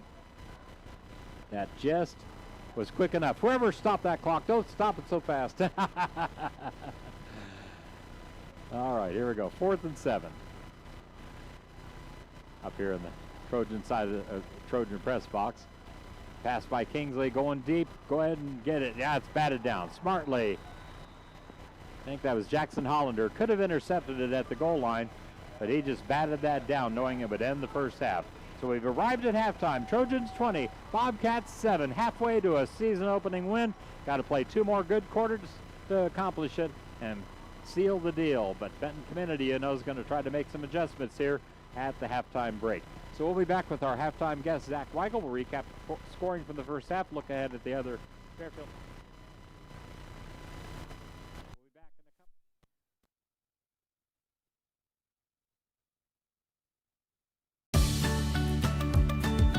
Fall is here, Fairfield, and Walmart's ready to help you make the most of it. From cozy sweaters to hearty soup fixings, from pumpkin, everything to back to routine essentials, Walmart Fairfield has what your family needs at prices that'll make you smile. Grab your fall boots, your favorite flannel, and everything for game day, all under one roof, all at everyday low prices. This season, save more, stress less, only at your Fairfield Walmart. Walmart, save money, live better. Go Trojans! Dr. Matt here. Looking for complete dental care for your entire family? At Fairfield Dental Clinic in Fairfield, that's exactly what we provide. Dr. Pat here. We pride ourselves on delivering comprehensive care from routine cleanings to advanced procedures. At Fairfield Dental Clinic, we're committed to creating healthy smiles in a comfortable, caring environment. We live here, we work here, and we're proud to care for generations of families from Fairfield and the surrounding area. Call today for an appointment. Fairfield Dental Clinic. Complete dental care for your entire family. Your neighbors, your dentists, your smile. At Family First Chiropractic, it is our goal to get you and your family as healthy as possible and keep you healthy for the rest of your life. We deliver an elevated level of care for the entire family. We approach healthcare from a holistic view, incorporating multiple chiropractic techniques and physical therapy to ensure that our patients achieve the best results as fast as possible. We believe you deserve the best. A little preventative care now will eliminate pain management in later years. We want our kids to grow and live an active, healthy lifestyle. Get your family checked at Family First Chiropractic. Ready to make your home more you? At Community First Credit Union, we have an exclusive offer to help. Take advantage of our limited time Flex Home Equity line of credit with a special 6-month intro rate to get started. It's financing you can use to build your outdoor oasis, create your backyard hangout, or elevate your curb appeal. Visit c1stcu.com for details and apply online today. Subject to credit approval, federally insured by the NCUA, Equal Housing Opportunity. Bev here. Livewire Electric of Fairfield strives to be the most responsive and reliable electrical contractor you'll ever need. We strive to be prompt and friendly. Our technicians are an unbeatable combination. From installations to upgrades, we do it all. Whether your project is a new installation, remodel, or commercial project, call Livewire Electric today to let us ensure that your project will be a success. 641-472-4853. That's 641-472-4853. Livewire Electric, Southeast Iowa's premier electrical contractor. Darren here with Ag Solutions of Fairfield, reaping the rewards of agriculture every fall when the hard work of planting, and crop management delivers the bounty of the harvest. Here at Ag, the understanding of agriculture is a blend of hands-on experience and formal education, finding the right solutions to improve the production and profitability of your operations. Call me, Darren, today at Ag Solutions in Fairfield. With each nutrient, each solution, each day, we're growing a better world around the world. You're watching the Fairfield Trojans on the Ottumwa Radio Group Sports Network.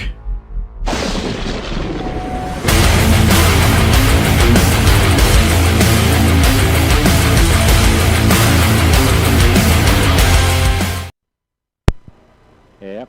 All right, we're back here at halftime as the band is on Pearl Smith Field playing Sweet Caroline. So don't be surprised if I go, so good, so good, so good. Here we go. Halftime score, Trojans 20, Bobcats 7. Other games in progress. We got Zach here now. Solon, number 1, leading 4th-ranked Davenport Assumption in the second quarter, 14-7. No score from Washington against 5th-ranked Mid-Prairie. That's at Washington. Burlington at Fort Madison. Number 15, Mount Pleasant hosting, or at Mediapolis. Williamsburg, number 9, leading Keokuk in the first quarter, 14-0.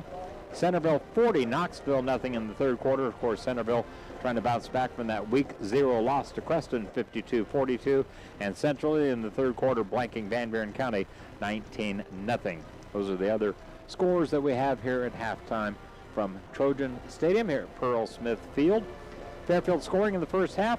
Opening possession started at their own 35. It looked like it was going to be maybe a 3-and-out, and then Fairfield got the first down, got across midfield, had a 35-yard touchdown run by Ethan Bisgard. 9:39 left in the first quarter.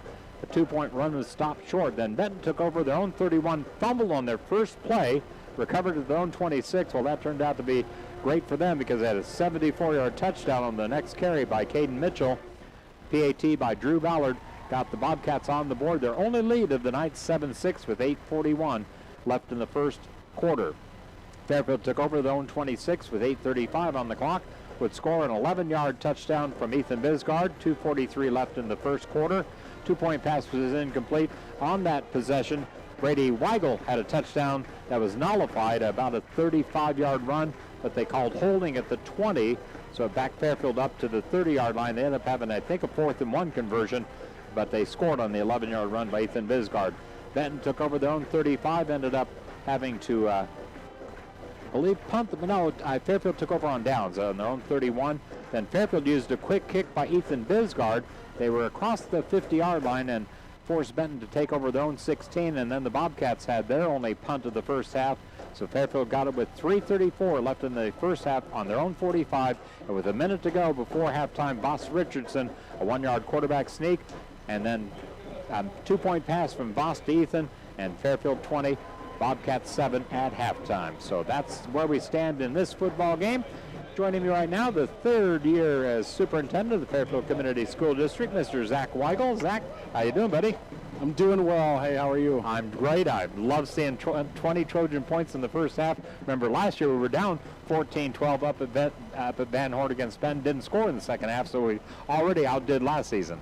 Yeah, it was a great half. You know, our offense just controls the ball so well, and we continue to do that second half. I think we're going to be in a good spot as long as we don't give up any more big plays on defense. Exactly. That one big play after we almost had a fumble recovery on their first play of the night, and that would have sure changed it. Brady had a great touchdown run, unfortunately nullified by the yellow hanky, but it's good to see, Ethan obviously returning 1,000-yard rusher. He's going to get the focus of a lot of defense, so Brady and Tucker and Boss are all going to have opportunities. Yeah, I mean, it starts up front and just making sure we're lined up where we're supposed to be and we know our assignments and carry things out from there. I think, Boss does a great job controlling the game, and obviously Ethan's a special player, and so are those other guys. I mean, we have a strong nucleus, a lot of good things happening in that first half. Really only one returning offensive lineman, Hank Conzel, so the rebuild offensive line, I thought, did a solid job in the first half. Guards, Hank and Jasper Carpenter, tackles Clayton Griner, Will Bryant in the center, Benji Hunter. Benji, we had some trouble with the snap during Meet the Trojans tonight with Sigourney Good and that scrimmage, and nothing like that in the first half. Knock on wood. That's exactly right. I brought you up here at halftime to talk about the bond referendum for the middle school. It's going to be much different on the ballot this year. So go ahead and explain how it's changed from the last two times when we came up just short. I think 58%. When that first time was voted for, of course, you need 60%, what they call supermajority, to pass this kind of thing. And then the second time it was like 55%. But both times received a majority, just not the supermajority. But talk about what's going to be on the ballot in November. Yeah, so really it's a significantly lower number as far as the bond goes. And the unique thing about what we've done the last probably 6 months is we've created a phased approach. And so the first phase has already started. It's going to be around $28 million when it's all said and done. We're using SAVE bonds, and we're using funds we had already in our SAVE account. And so that penny, that every school district in the state of Iowa gets off of those sales tax dollars, we're going to be able to use for a 50,000 square foot addition on the front end, the north end of the current middle school. And so the second phase then is this GEO bond. And if this passes in November, what that would allow us to do is really create the rest of the spaces that we need to make sure that we have for our middle school students into the future. And so our current levy is $12.73. And as we project it out over the next few fiscal years, even with a yes vote, we're not going to have to raise the levy. So that's good. Based on the way that it'll be flat. Yeah, based on the way our debt service looks. So a lot of good things happening. We're going to have our financial health report here for this past fiscal year out at the board meeting on the 21st of September.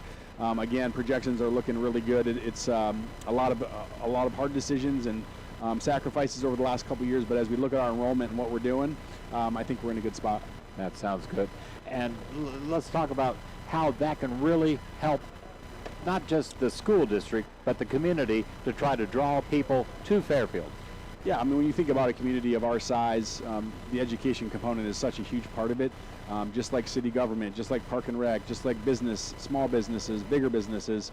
But education truly is at the heart of all of it. And I think when we have new spaces, when we have teachers that are excited about being here, we have students that are excited about being here, it really will allow us to fulfill our vision of being a destination district. Sure. Now, you and I have talked about this before. You're not a proponent of a 4-day school week like you see at Cardinal and some other school districts around the state. Just talk about the pros and cons of that and why you are not in favor of it. Sure. When you think about, research and data, education is the second most researched field in the entire world, right behind medicine. And there isn't any data that shows that a 4-day week is going to improve student achievement or growth as far as academics go. There is a little bit of research that supports that it can help retaining teachers. But at the end of the day, we're in this business to do what's best for students, right? So, as long as I'm here, that's probably not going to be something that'll go to the board at all for any type of a decision. Gotcha. Yeah. And talk about that school board. And you've been a superintendent where you didn't get along with the board as well, or you didn't have a supportive board, and how that can really make your job as superintendent very difficult. Yeah, I mean, this being my first superintendency, I really haven't had interactions that position has with the different boards that I've been a part of as far as districts go. But my gosh, they're unified. They really care about making sure our strategic plan drives the decisions that we make.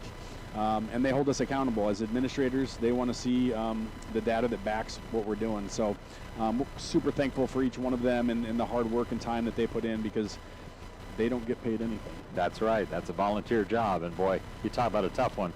And there's a lot of school districts around the state that are bleeding. I mean, they're in the red. The money is just outrageous. I can't mention any school districts off the top of my head, but how's Fairfield doing in that regard? Yeah, so from a finance standpoint, like I said, our solvency ratio is going to be right where it should be. Our unspent authorized budget is going to be right where it should be. Maybe a little bit too high, honestly, so we'll probably have to make some changes and spend a little bit more money on things that are going to impact students. And our days net cash on hand is well over 115 days, and that's a really good metric to look at as well. So our board finance committee, they meet every single month. We keep them up to date. Again, they question to make sure that we're not doing anything we shouldn't be as far as where the money's going, and it's a good oversight group. I've talked to you about this before as well. We have 2 organizations for sports in the state of Iowa. The only one in the nation that has that situation, the Boys Athletic Association and the Girls High School Athletic Union. I'm not a big supporter of that. I know people say we'll never change it, but if superintendents got together and across the board and said, we're going to have one organization because they serve the schools, not the other way around. Those organizations don't exist without the schools. Yeah, and I'm not educated enough on the history behind why there's 2 different ones. I'm sure there was some rationale, back when it all started, and obviously change is hard, and if that's something that ends up happening in the future, we'll support whatever decision gets made. But for me right now, in my entering my 3rd year, that's probably not something that I'm going to dive too much into or spend a lot of time in, as really want to make sure I'm spending enough time and as much of my time supporting and serving our staff and students here in Fairfield. Pick your battles, right? Yeah. Well, Brady's a junior, and boy, we're sure glad you and Julie came down with, of course, Brady and Mallory, who graduated from Fairfield High School this last spring and now is up at UNI. And just talk about your family and being part of this community. Yeah, obviously when we were looking at opportunities to move into a new role for me professionally, Southeast Iowa is a place that we really hold dear to our hearts, spending 8 years in Ottumwa and then 3 years in Keokuk. When we decided to apply for this position, our kids obviously were going to be moving in high school, and yeah, it was really hard the first probably 6 months, but these kids here in Fairfield are just so kind and welcoming, and they've made friends that they're going to have for the rest of their lives, and it's pretty special. So it's a unique place to be. Well, we're glad to have you, Zach, and your whole family. Thank you for coming up at halftime. Appreciate it. Thanks for having me. You betcha. Zach Weigel, Superintendent of the Fairfield Community School District. We're going to take a 2-minute break and be back with more of our halftime show, talk about the other fall sports at Fairfield High School in 2 minutes on the Ottumwa Radio Group YouTube channel. Thanks, Zach. If you're tired of dropped calls and slow internet, we're here to help. Lisco's the future of fast, reliable communication. Never miss a beat with streaming, gaming, or video calls, whether you're working, playing, or just staying connected. Lisco brings you lightning fast speeds, crystal clear calls, and unbeatable reliability. Switch today and experience the difference. Call me, Samantha, your Lisco sales rep at 641-209-5400. That's 209-5400, or visit us at lisco.com. Since 2015, Cranston Family Funeral Home has been proud to serve the families of Southeast Iowa. We understand that a loss looks different for everyone. There's no single way to grieve and no single way to honor a life. This work's personal to us. It's about taking the time to care, to listen, and to make sure families feel valued at a time that is often overwhelming. Cranston Family Funeral Home, doing what matters when it matters most. Visit us at cranstonfamilyfuneralhome.com. This This is Miss Bonnie at Packwood Locker and Meats of Packwood. Packwood Locker and Meats brings farm fresh to your table. Beefy with boldness, porky with perfection, fresh off the farm and into your kitchen. We know how to make every meal a masterpiece. Trust the quality and savor the taste, because at Packwood Locker and Meats, fresh isn't just a promise, it's a guarantee. Now open for retail and pickup 6 a.m. to 6 p.m. Fridays and Saturdays. Visit PackwoodLockerandMeats.com for more information. Trust me, you can't beat Peyton's Meat, and we dare you to try. At Jefferson County Health Center, care is more than a service. It's a commitment. Our nurses, doctors, and staff go beyond treatment to provide comfort, compassion, and connection. We care because you matter. Visit JeffersonCountyHealthCenter.org to discover the difference. Jefferson County Health Center, care you can count on. It's what we do. You're watching the Fairfield Trojans on the Ottumwa Radio Group Sports Network.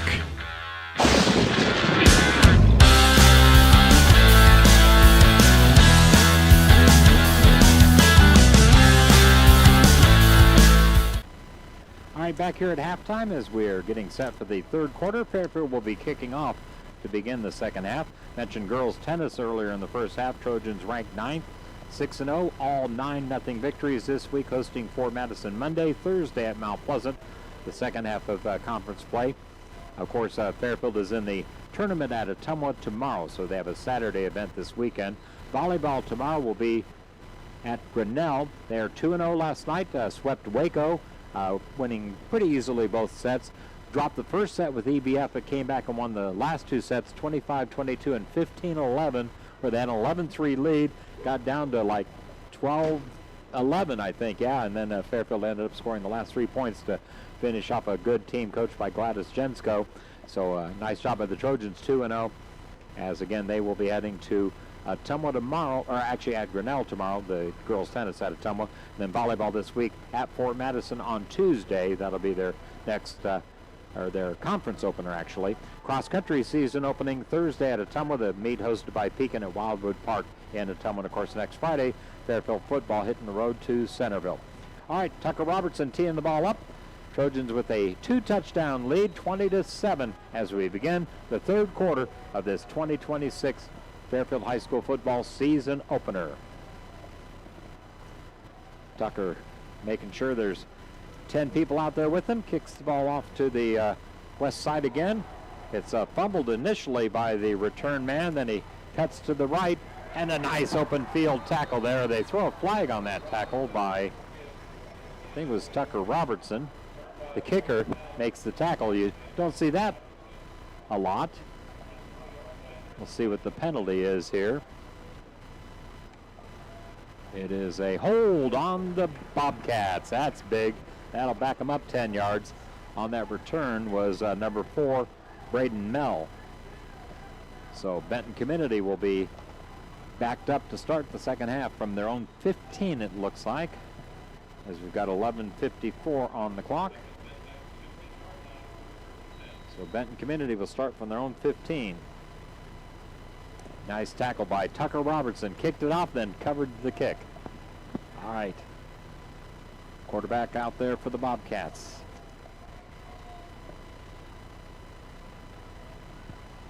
Hands it to Mitchell. Not much running room for him.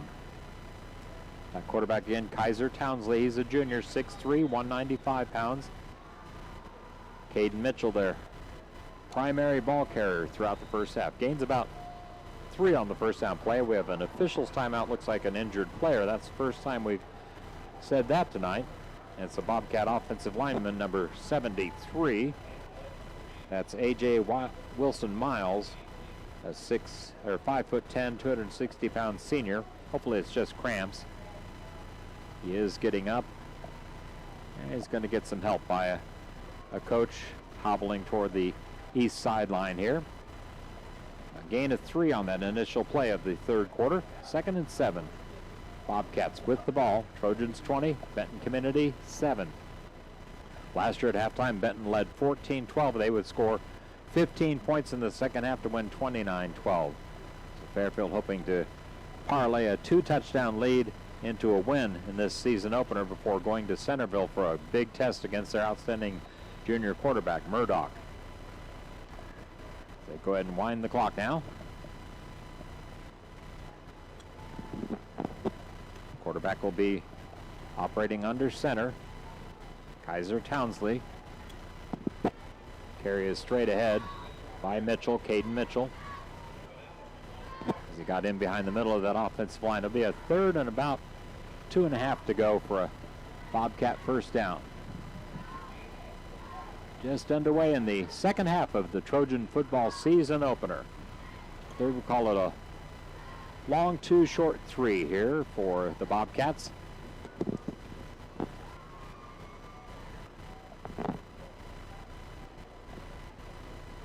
And here's the handoff to Mitchell.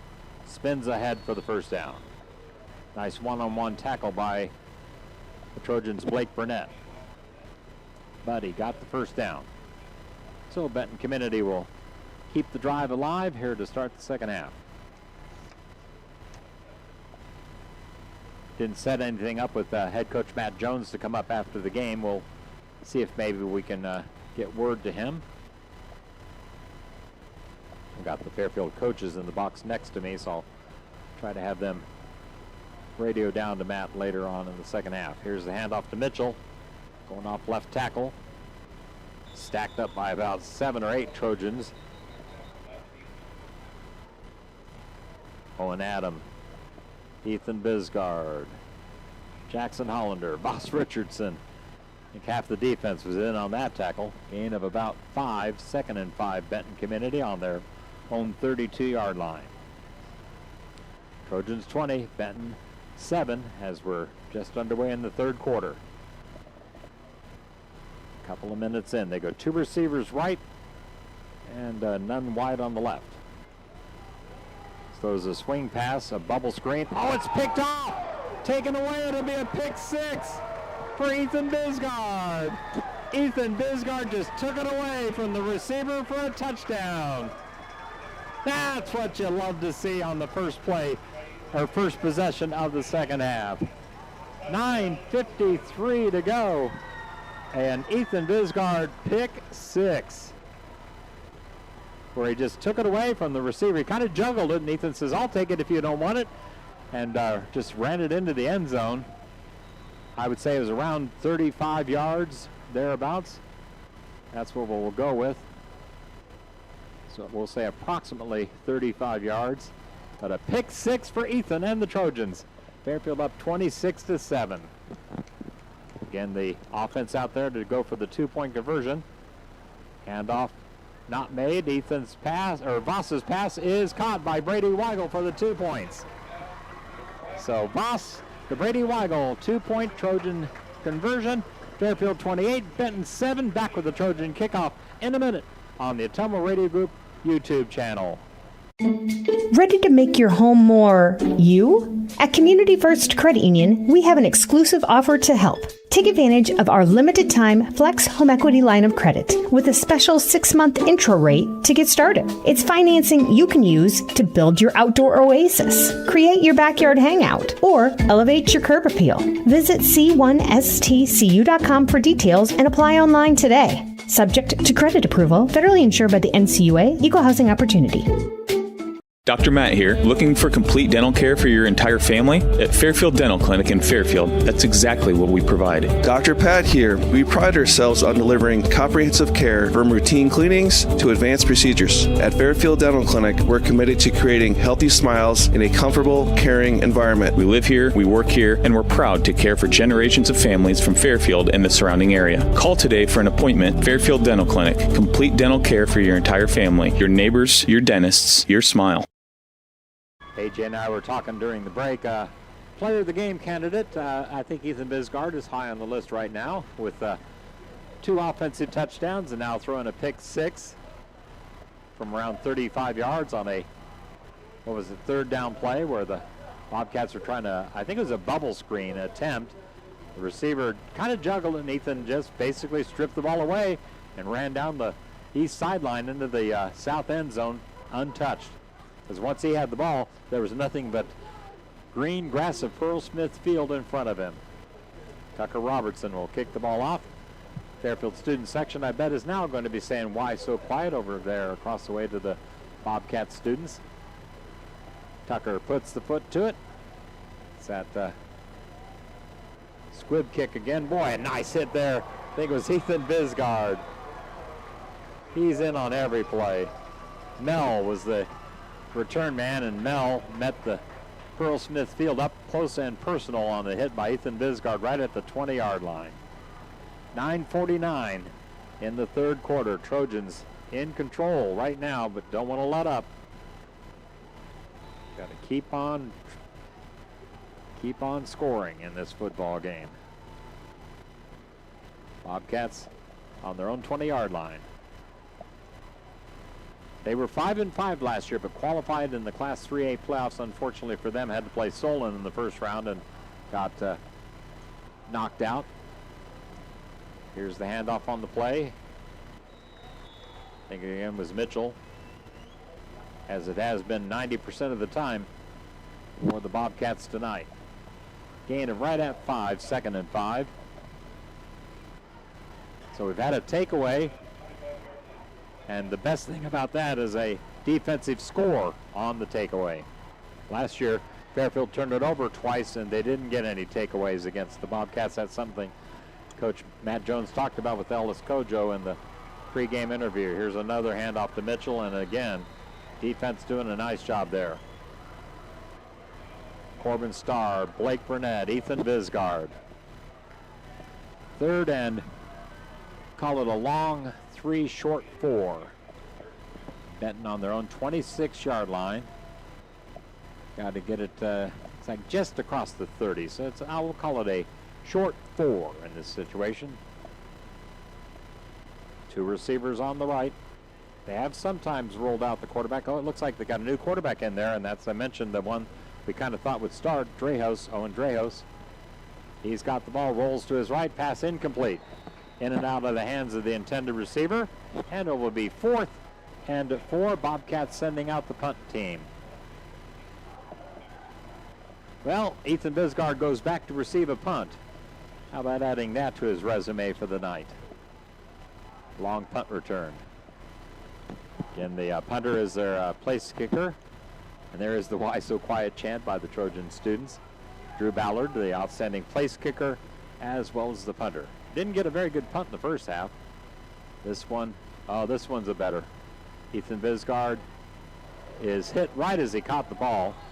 That was a nice job by Ethan making that gutsy catch, because there was a one of the coverage men just bearing down on him. And, fortunately, Ethan was able to make the catch and hang on to the ball.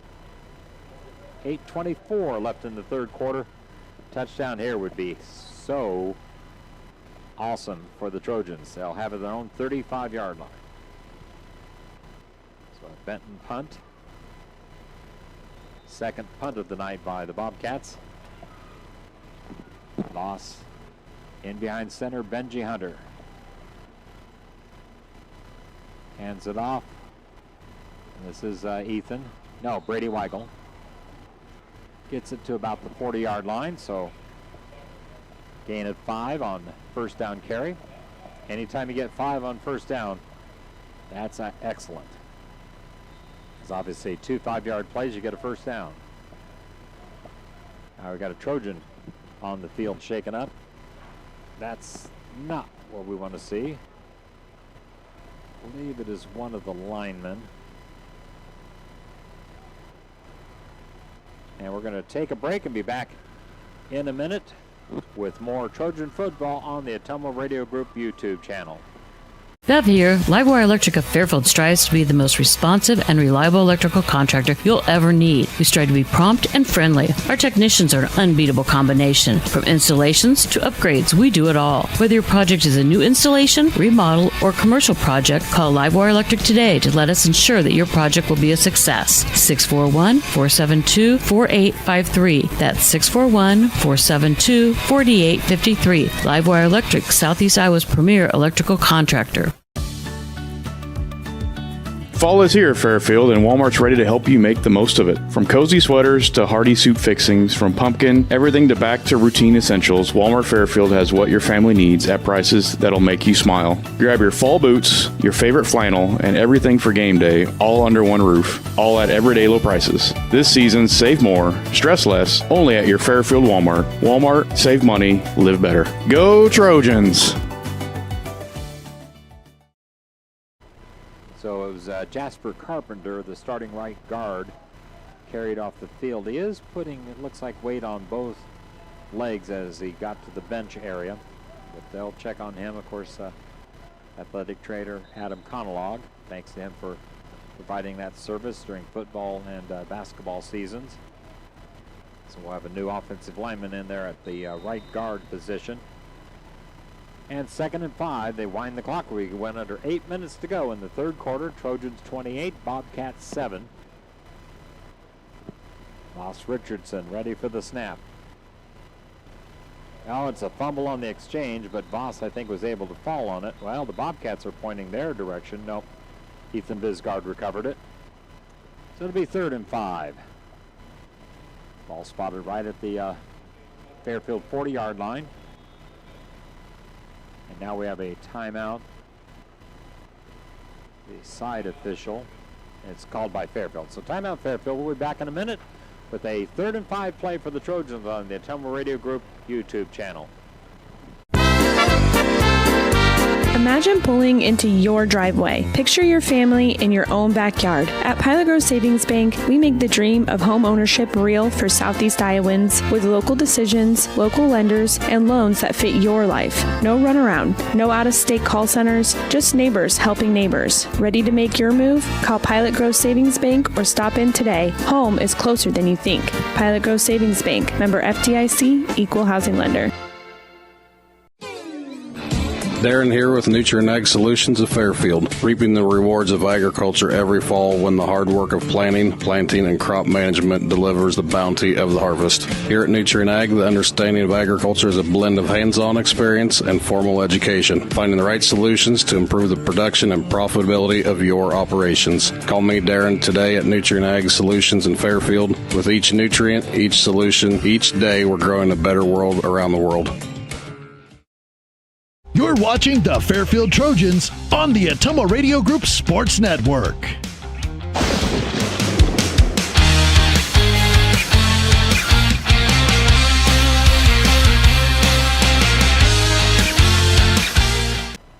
Sophomore Arush Patel is in there for the injured Jasper Carpenter at the right guard position. Offensive line has done a solid job tonight. Center Benji Hunter, Hank Conzel, Will Bryant. All right, here we go on 3rd and 5, Trojans. Handoff straight ahead. They blow the play dead. Illegal procedure, false start on the Trojans. That'll make it 3rd and 10. So back Fairfield up 5 yards. So again, the guards now Arush Patel and Hank Conzel. Tackles Clayton Griner, Will Bryant, the center Benji Hunter. Fairfield has run the ball effectively in this game tonight. Like I say, Ethan Bisgard had to be nearly, if not over 100 yards in the first half. Of course, his longest being the 35-yard touchdown run. He had that approximately 35-yard pick six here in the third quarter. That does not count in his rushing total, obviously. But great to have a Fairfield interception return for a touchdown. Here's Voss Richardson on the quarterback keeper. Rolls to the right. He's got not the first down. He's knocked out of bounds. Escorted out of bounds by number 4, Mel. That's his last name. It's Braden Mel, a junior defensive back. It'll be 4th and 1. So Voss got real close to picking up the first down. So let's see what the Trojans do here. Could see a quarterback sneak, or he might see a punt. 4th and 1. Voss comes back after talking to Matt Jones. They're staying with the offense on the field. It's a gutsy play because obviously you don't get it. Bobcats have a first down in Fairfield territory. Let's go offensive line. Voss, keeper, he's got the first down, dove across the line. Mel, again, was able to trip him up, but not before Voss got it across the 45 for a Trojan first down. Gutsy call there. Instead of going quarterback sneak, they had Voss kind of squirt around the right side of the offensive line. And Braden Mel was right there and tripped him up, but Voss just able to get the 2 yards needed for a first down. He only needed 1, and he got 2. Trojans keep the ball with a 3-score lead, 28-7. Benji out to the football. Center, Benji Hunter. Voss right in behind him in the under center. Toss to Tucker Robertson. Boyden made a nice catch on that. That could have been disaster. Gets the ball to the midfield stripe, about a 4-yard gain. That pitch by Voss came in low, and Tucker was able to snare it like a good infielder, or like a basketball player reaching down to catch a low pass. Tucker turns it into a 4-yard gain, what could have been the ball squirting toward the north end zone. Voss again getting the play directly from Coach Matt Jones as he comes back to the huddle. They of course have the play clock here, and it's under 10 seconds as Fairfield comes up to the football. Voss ready for the snap. Hands it off to Ethan. Ethan Bisgard breaking into the secondary. He's at the 20. He's at the 10. 5. Touchdown Trojans. 50 yards to pay dirt, and I guarantee you Ethan is over 100 yards rushing on the night. 5:26 to go in the third quarter. 50-yard touchdown run by Ethan Bisgard. Giving him the biz tonight. Ethan Bisgard takes the Trojans over 30 points with still almost half the third quarter remaining. 5:26. Trojans will line up for 2. Try to increase their lead here. Red, white, and blue seem to be the theme for the Fairfield High School student section tonight. Saw a lot of that from the kids down there. Here's the handoff to Brady Weigel. He's got the 2-point conversion. So Brady Weigel runs in for 2. Trojans lead is 36-7. Back with the Fairfield kickoff in a minute.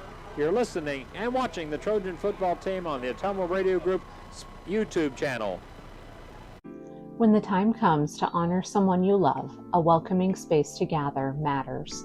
Introducing the new Life Event Center at Biener Funeral Home in Fairfield. Thoughtfully designed to serve Southeast Iowa families, our newly renovated space can accommodate intimate memorial services and unique celebrations of life to fully catered funeral luncheons, and we will handle every detail so you can focus on connection and remembrance. Community, compassion, commitment. Our family serving yours, the Biener difference, where we put families and community first.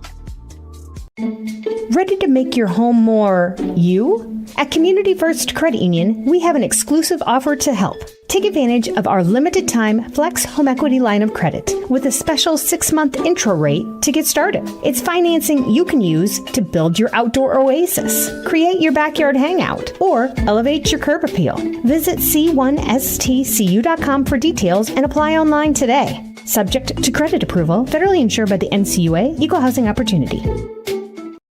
Two really good things about this score. Trojans scoring 36 obviously is awesome, but only giving up 7 on one big play by the Bobcats. That opening possession where they fumbled the ball, Fairfield almost recovered it, didn't. They get a 74-yard touchdown by Caden Mitchell. And yeah, they've moved the ball at times since then, but have not been able to sustain anything against the Trojan defense. Tucker Robertson's pooch kick, and again it comes this time, goes out of bounds over toward the side with Braden Mel. So that'll be a penalty on the kickoff. Now they can do different options here. They could make the Trojans re-kick from 5 yards further back, or you can take the ball at the, I think, 35-yard line. Those are, I believe, the 2 options. Most teams go ahead and take the field position in this situation, so we'll see what the Bobcat coaches decide here with 5:26 on the clock in the third quarter. So a kick out of bounds by the Trojans, leading 36-7. another touchdown and 2-point conversion, we'd have a 35-point running clock. So that would be something to look forward to on this next couple of possessions. Hold the Bobcats, score again. In fact, don't even need a 2-point conversion. Just a touchdown would put them at the 35-point threshold because of going for 2-point conversions and succeeding a couple of times after not on the first two. I guess we've had 3 successful 2-point conversions after missing the first 2. So the Bobcats are going with the ball at their own 35-yard line after the kick out of bounds. And we'll see which quarterback is out there. It looks like Drehos, number 8, in the huddle. Owen Drehos, he's a 5'11", 165-pound sophomore. Townsley, the starter, 6'3", 195-pound junior. Here's the carry, and the ball is out. There's a scramble underneath or at the bottom of the pile. They said the Bobcats recovered it, so Benton will hang on to the football.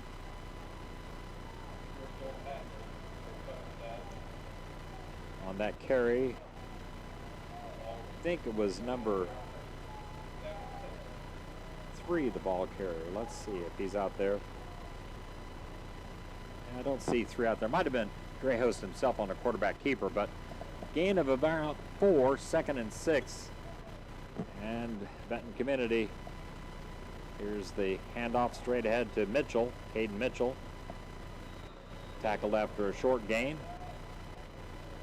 Owen Adam, Will Bryant, Blake Burnett all right there in on the tackle. 3rd down and call it 3. Benton Community on their own 42-yard line, got to get to the 45, so 3rd and 3. Let's go defense here. Fairfield with a 36-7 lead. Get a stop and a score, a touchdown, and you have a running clock. 2 receivers on the left. Snap to Drehos, rolling left. Fires the pass. It is batted down. Good defense there by Brady Weigel and Voss Richardson. 4th and 3 for Benton Community.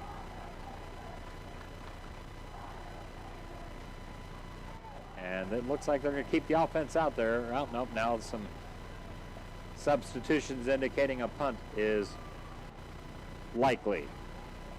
Unless they try to fake it here. Again, the punter has a good leg. That's Drew Ballard. He's a 6', 165-pound senior. He was making field goals from 35 yards in the pregame warm-ups. Snap is good to Ballard. The kick is a line drive. Ethan Bisgard lets it bounce, picks it up, and he's hemmed in. Now he gets away across the 30, out of bounds. Boy, Ethan is just a magician tonight. It's like he's invisible. I remember when Baez had that play where he faked out the Pirates, ran back toward home plate after being what should have been out at first base, and he was going to second base, and the Cubs announcer said, "You're invisible, Baez, go to 3rd." Anyway, it's kind of like Drew tonight. He's invisible for these Benton defenders. Trojans on their own 30-yard line. Need a touchdown to get a continuous clock going. 3:41 in the 3rd quarter. How about a long touchdown run here by Ethan, Tucker, Brady, Voss, or any of the above? Blake Burnett, tight end to the right, on the left. I believe it was Corbin Starr. Here's the handoff to Brady Weigel. Brady got to the outside. He's across the 45, brought down on the play. Another nice run. Got a Bobcat slow to get up. Hugh, number 2. He's helped up and is just fine as he runs back into the defensive back. They're kind of favoring the leg a little bit, but it's a 1st down run by Brady Weigel on 1st down to the Trojan 47-yard line. So a gain of 17 there. Voss Richardson in behind center, Benji Hunter. Hands it to Tucker Robertson. Tucker off left tackle. He spins for close to another Trojan 1st down. Fairfield is just pounding it on the Bobcats. He gained right at 10 yards. I think they're going to call it a 9-yard run, so 2nd and 1. You love 2nd and 1 as an offensive coordinator. Pretty much any play is a good one in this situation. Ethan Bisgard coming out for a rest. One of the few times he's been off the field tonight. And he deserves the break. So out there is Corbin Starr. Or check that, Jackson Hollander in the middle between Brady Weigel and Tucker Robertson. Handoff goes to Tucker Robertson. Tucker's on his way. He's heading for the end zone. 20, 10, 5, touchdown Trojans. 44-yard touchdown run. We're going to have a running clock on opening night. Tucker Robertson finding the south end zone. All those backs have contributed tonight, and I got to say, congratulations, great job offensive line, because you don't do this without them doing a great job up front. Going for 2 here that is irrelevant because right now it's a 35-point lead, so on the kickoff we'll have a continuous clock in this football game. 2:25 in the third quarter.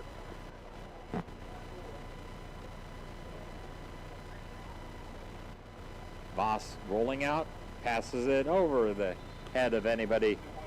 So 2-point pass incomplete, but the Trojans have a 35-point advantage and will be kicking off in a minute.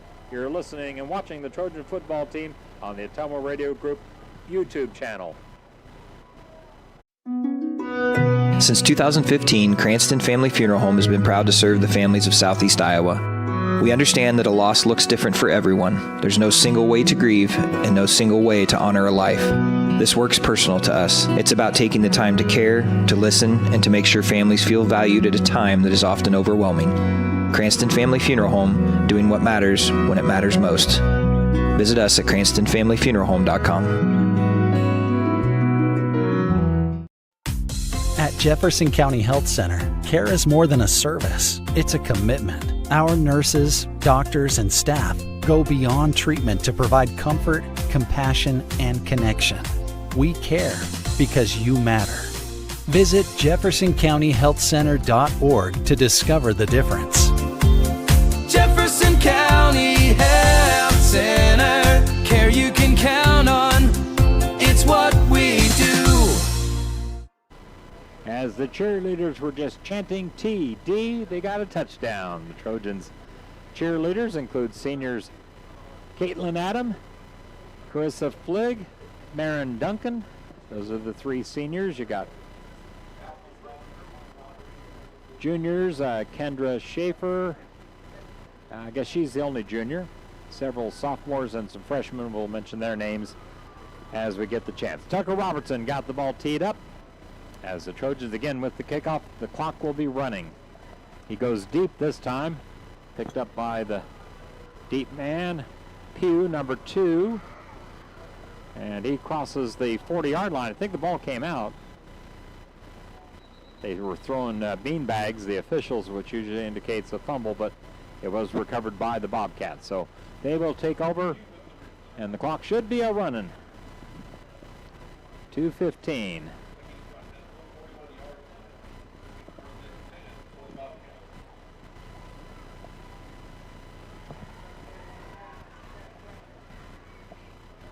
Yep, clock should be running. Okay, they got it going now. Bobcats on their own 40-yard line.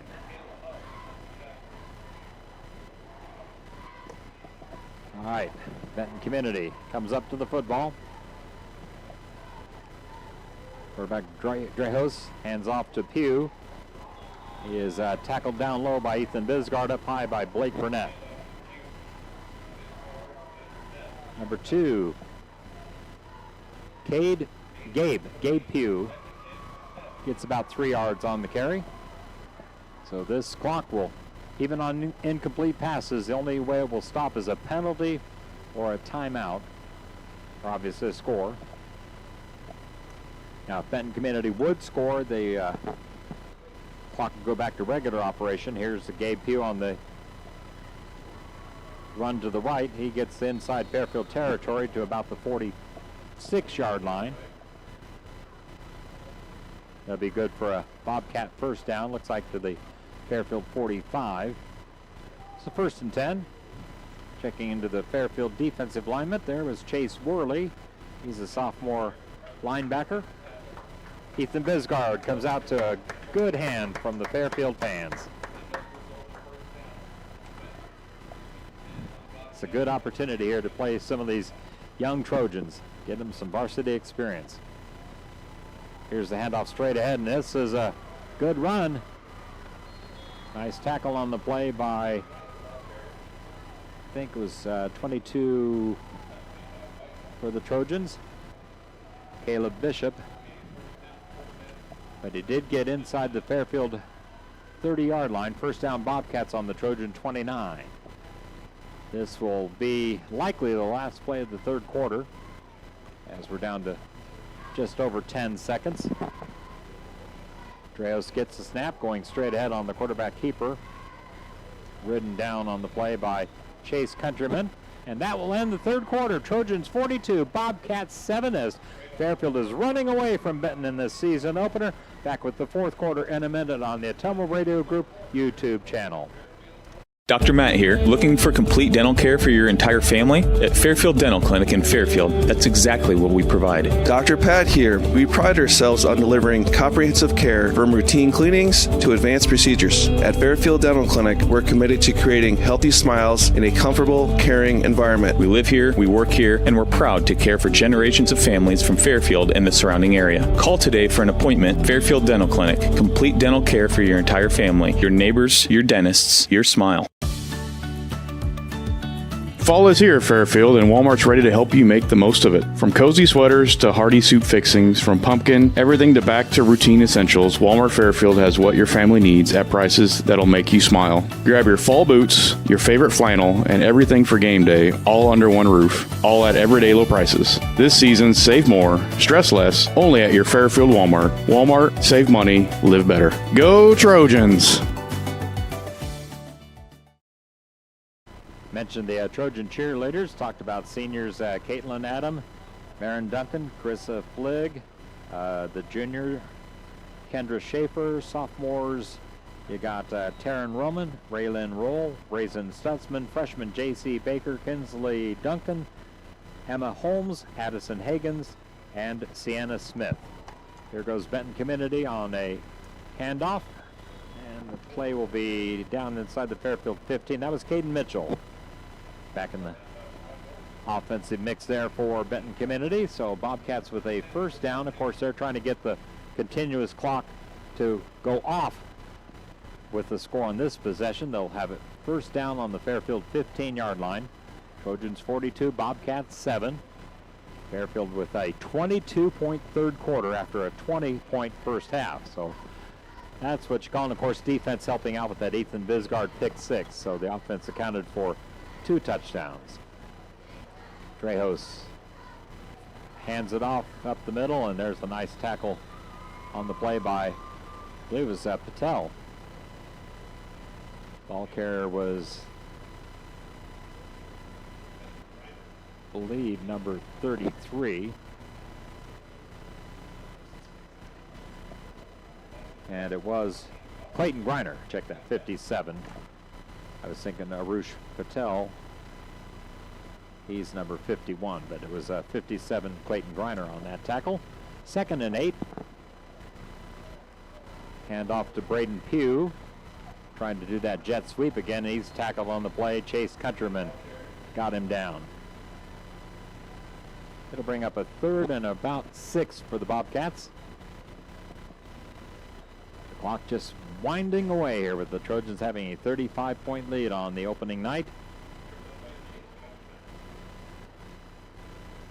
Ethan Bisgard, he can't stand still. He's running up and down the sideline.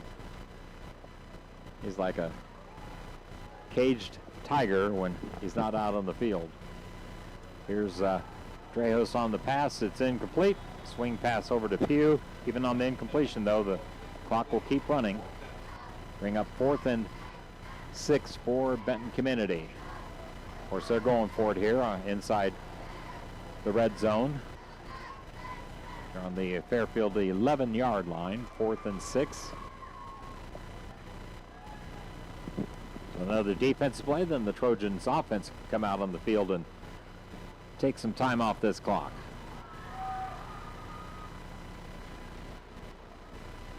Two receivers right, one on the left.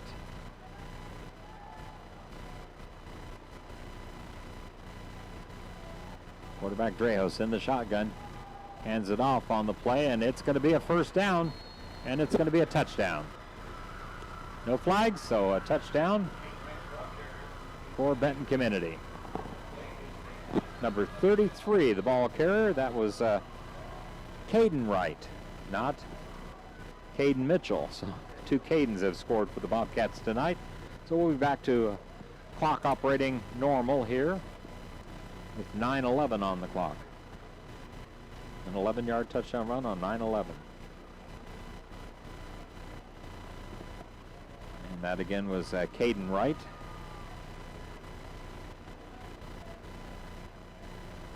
But the Trojans still with a comfortable advantage here on opening night. 42-13. I think the Bobcats might be going for two here. Oh, it looked like we had Brady Weigel was shaken up on the play, but he's running off just fine. That's good to see.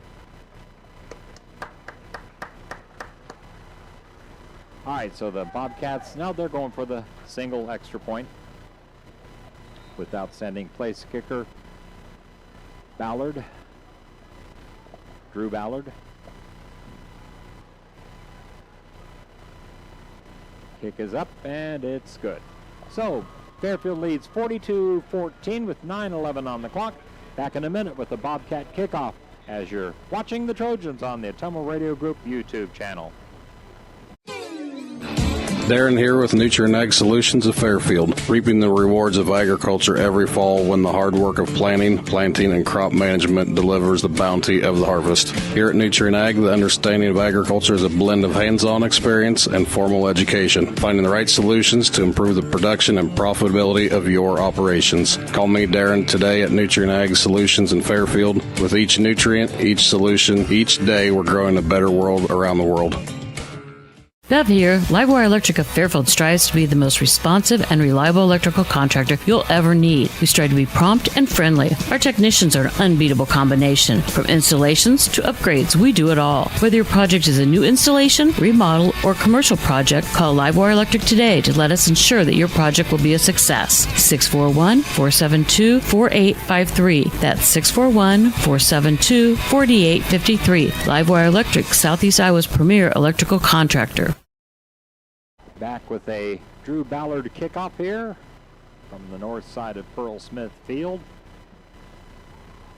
Trojans with a 4-touchdown lead. Had a continuous clock there for a few minutes. Now we have an official's timeout. And Fairfield took it, actually. So, well, take a timeout as well and be back with a Bobcat kickoff on the Ottumwa Radio Group YouTube channel. Shopping for a quality used car? Check out the inventory at Smithburg Automotive's lot at 1503 West Burlington Avenue in Fairfield. Need repairs? They've got you covered at the South 23rd Street location. Call 641-472-2454 or visit smithburgs.com. Need quality used parts? Head to Smitty's Auto Recycling on West Grimes in Fairfield. They've got fresh inventory arriving all the time. Selling parts or have a wrecked vehicle? They buy unwanted cars too. Call 472-4200 or stop by to see what's new in the yard. Ready to make your home more you? At Community First Credit Union, we have an exclusive offer to help. Take advantage of our limited time Flex Home Equity line of credit with a special 6-month intro rate to get started. It's financing you can use to build your outdoor oasis, create your backyard hangout, or elevate your curb appeal. Visit c1stcu.com for details and apply online today. Subject to credit approval, federally insured by the NCUA, Equal Housing Opportunity.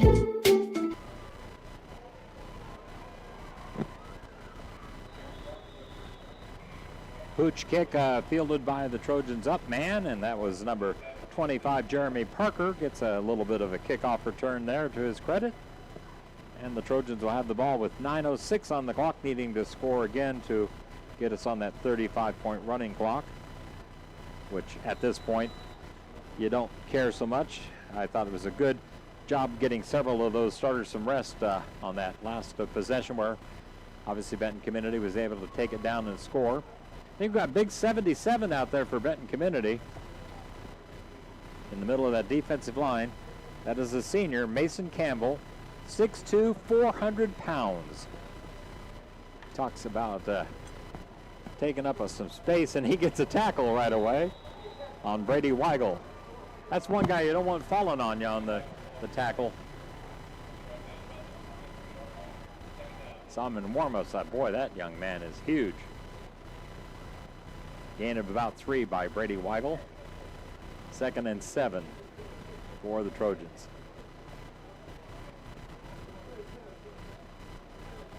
Ross Richardson still the quarterback. Corbin Starr brings the play in. Offensive line has done an outstanding job tonight. Looks like got Corbin Starr at a guard now. Here's a handoff straight ahead with Tucker Robertson. Or check that. I think it was, yeah, Tucker.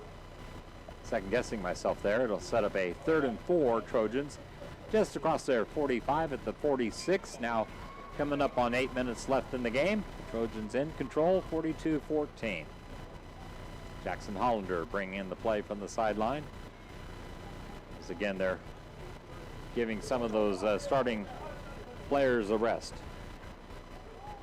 Tucker Robertson comes out. Ethan Bisgard is still in there. So Jackson is in for Tucker.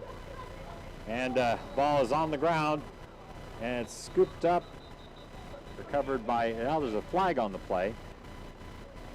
The kid who scored the last Bobcat touchdown, Caden Wright, came up with a fumble recovery. He was going for a scoop and score, but he couldn't keep his footing. I think it's not going to matter. Oh, nope, it is a, I think, illegal participation penalty on the Trojans. Illegal substitution. Tucker must not have gotten off the field before the ball was snapped. So apparently that play didn't count. Oh, there we go. That's a break for the Trojans. It'll make it 3rd and 9. So we catch a break out of a penalty in that situation.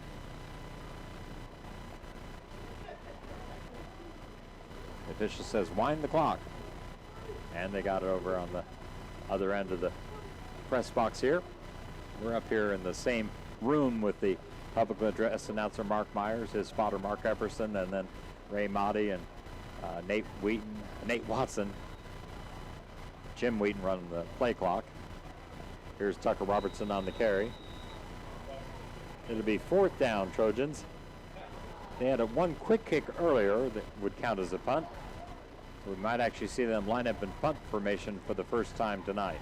And that's a good sign when you've only got 7 minutes left in the football game. So we'll find out who the actual Fairfield punter is here, I think. 4th and 6, Trojans on their own 44-yard line. It is Chase Countryman in punt formation.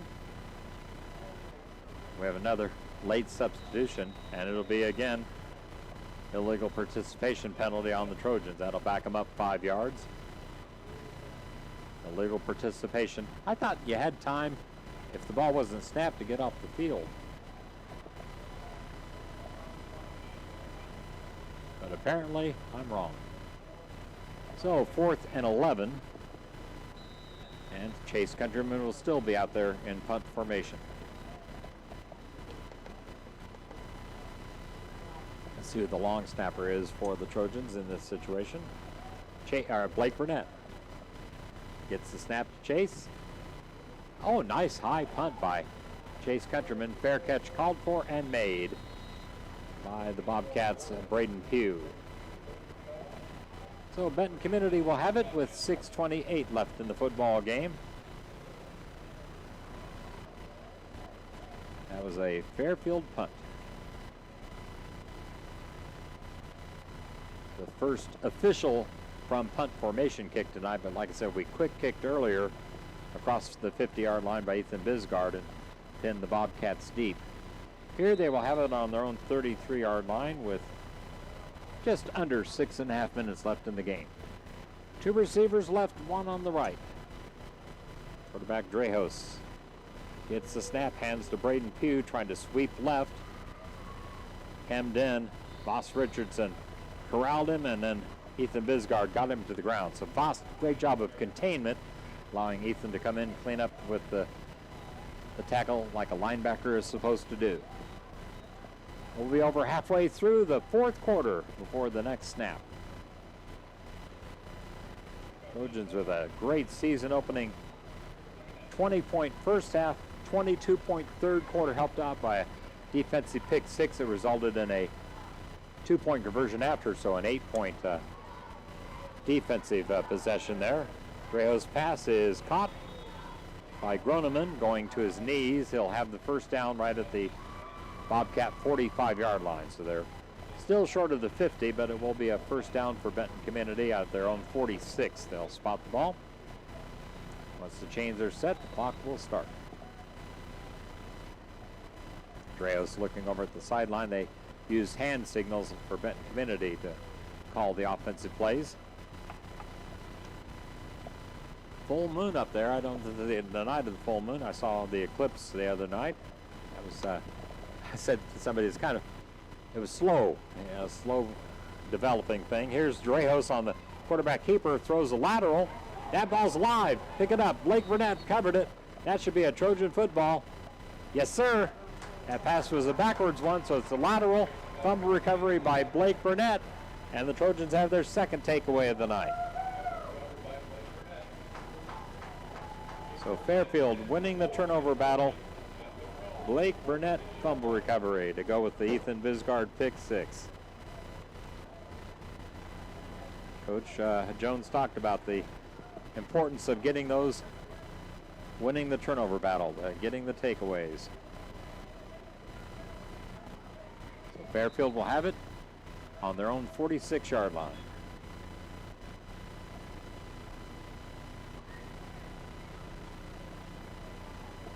Let's see if we have any offensive substitutions here. Neither team is ready to go here. Now the Fairfield offense is coming out. It looks like Jackson Hollander may be the quarterback.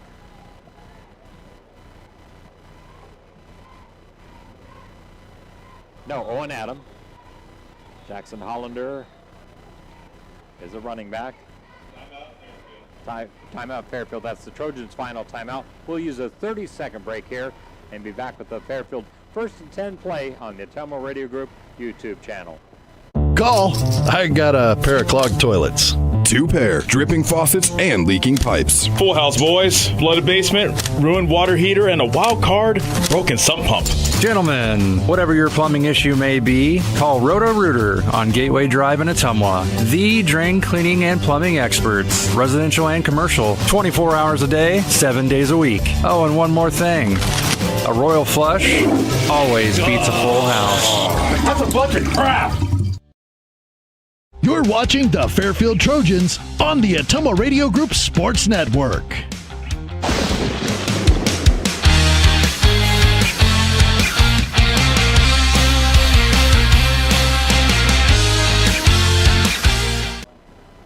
Once again, Trojan football brought to you in part by Smith's Helping Hands, now hiring caregivers in Fairfield. Give them a call, 641-209-9965. That's 209-9965 for Smith's Helping Hands, needing caregivers at this time.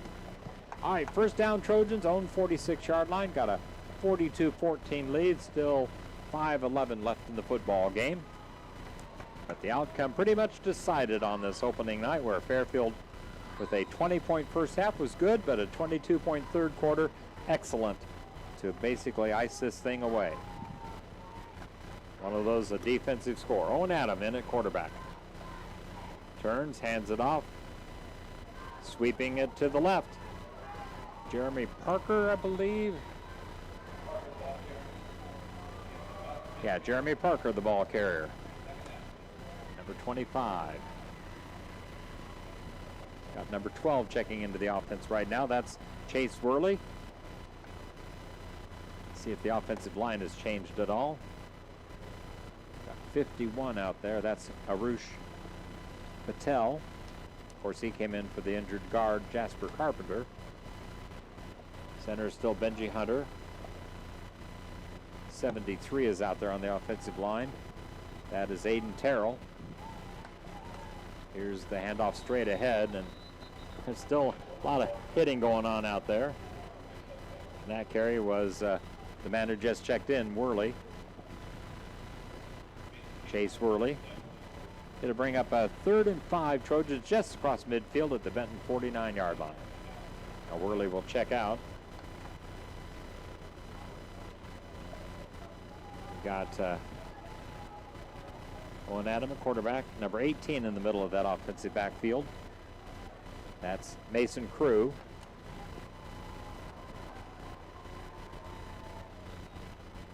And that fake handoff by Owen Adam, trying to sweep outside. He's tackled by Ballard, the kicker. Drew Ballard in there for defensive for the Bobcats. Ball is back at the 50-yard line, so lost the yard. It'll be 4th and 6 with 3.5 minutes left in the game. Trojans will be in punt formation again. The long snapper, Blake Burnett. I was talking to Steve, Blake's dad, Bernie, Steve Burnett. He said, yeah, Blake's not going to get much time off on Friday nights, playing defense, tight end on offense full time, special teams, you know, long snapper. All right, Chase Countryman, the punter. It looked like something, yeah, there's a flag flying. The play is blown dead before, as the ball was getting to Chase Countryman there. I think it was going to be a false start on the Trojans. No, actually, it's offside on the defense. So we get a 5-yard penalty on the Bobcats. Now you're looking at 4th and 1. You might not punt here. Let's see if the Trojans change their mind. No, Chase is still going to be in punt formation. Fairfield has no timeout, so they couldn't call a timeout to talk about going for it in this situation. Now whistles blow again as the play was getting underway. Back judge. There must be something with Chase's equipment. They were pointing at Chase, and he comes over to the sideline. Now Voss Richardson is going to check in, apparently do the punting. Although Fairfield could go for it here on 4th and 1. They wind the clock. Yeah, I think Fairfield's going to go for it here on 4th and 1. No, Voss is still going back in punt formation. But if I'm Benton Community, I would be leery of a fake here. Late snap, short. Voss can't field it. Now he does pick it up. He's rolling to his left, gets some blocks, and he gets the kick away. It takes a Fairfield bounce inside the Bobcat 25-yard line. Somebody said, how about roughing the kicker, because Voss was hit after he kicked the ball, but I think once the punt hits the ground or the punter is moving, that takes off a roughing the kicker situation. So I'll defend the officials in that situation. I think that was the correct assessment of that play. So Bobcats have it, their own 23-yard line, 2:16 left to wind off of the clock here. Trojans in control, 42-14.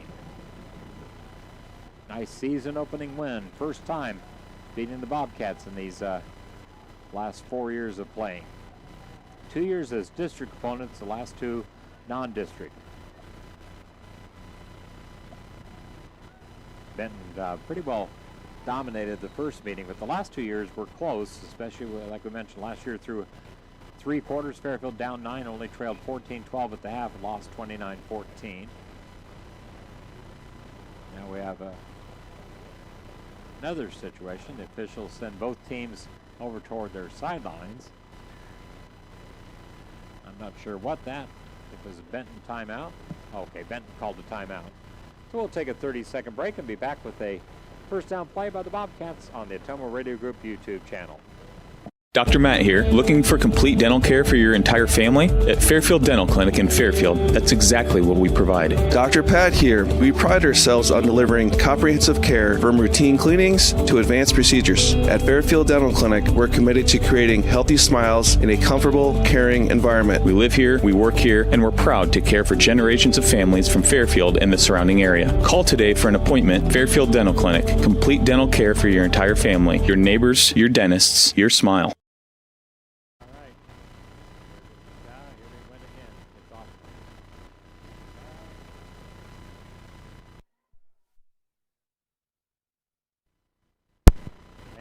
Back here.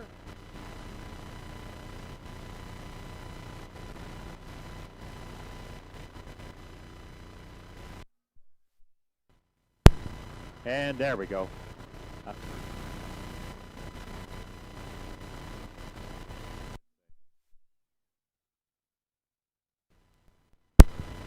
And we're back. The first down play was a first down by the Bobcats. We had some technical difficulties, more or less with the electricity in our power strip, so guess what we're going to have next week, a new power strip. First down Bobcats.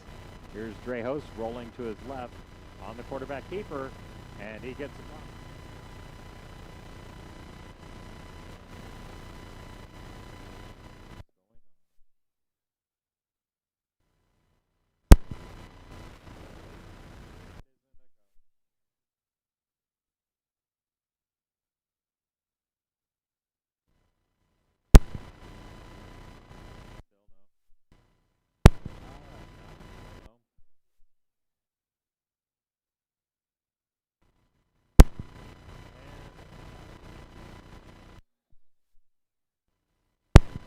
Hello. Hey, we found the right outlet. The right plug there. Oh, wow. It's like a Russian roulette with that power strip. Meanwhile, the Bobcats are moving the ball inside the Fairfield 35-yard line. We're down to just over a minute left in the football game, and we're fading away again. Oh, my goodness.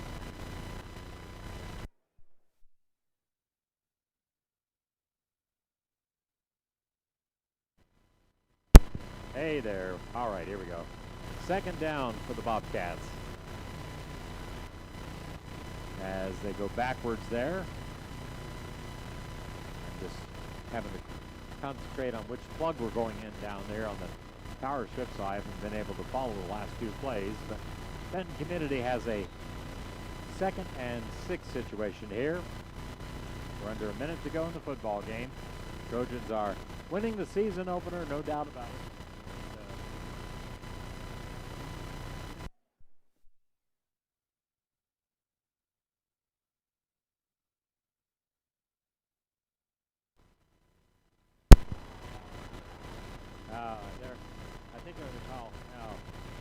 They might call horse collar there on Owen Adam on the tackle, but I wasn't sure that it was. That is the call, so they apparently said he did. He was up high on that tackle. Trying to find a different power. They were, there we go. We're still on for now. It's going to be a 15-yard penalty, so a first down for the Bobcats. We're trying to get one of those pride touchdowns here in the last few seconds of the game. 35 seconds. Now they wind the clock. Benton Community does have 2 of their 3 timeouts remaining.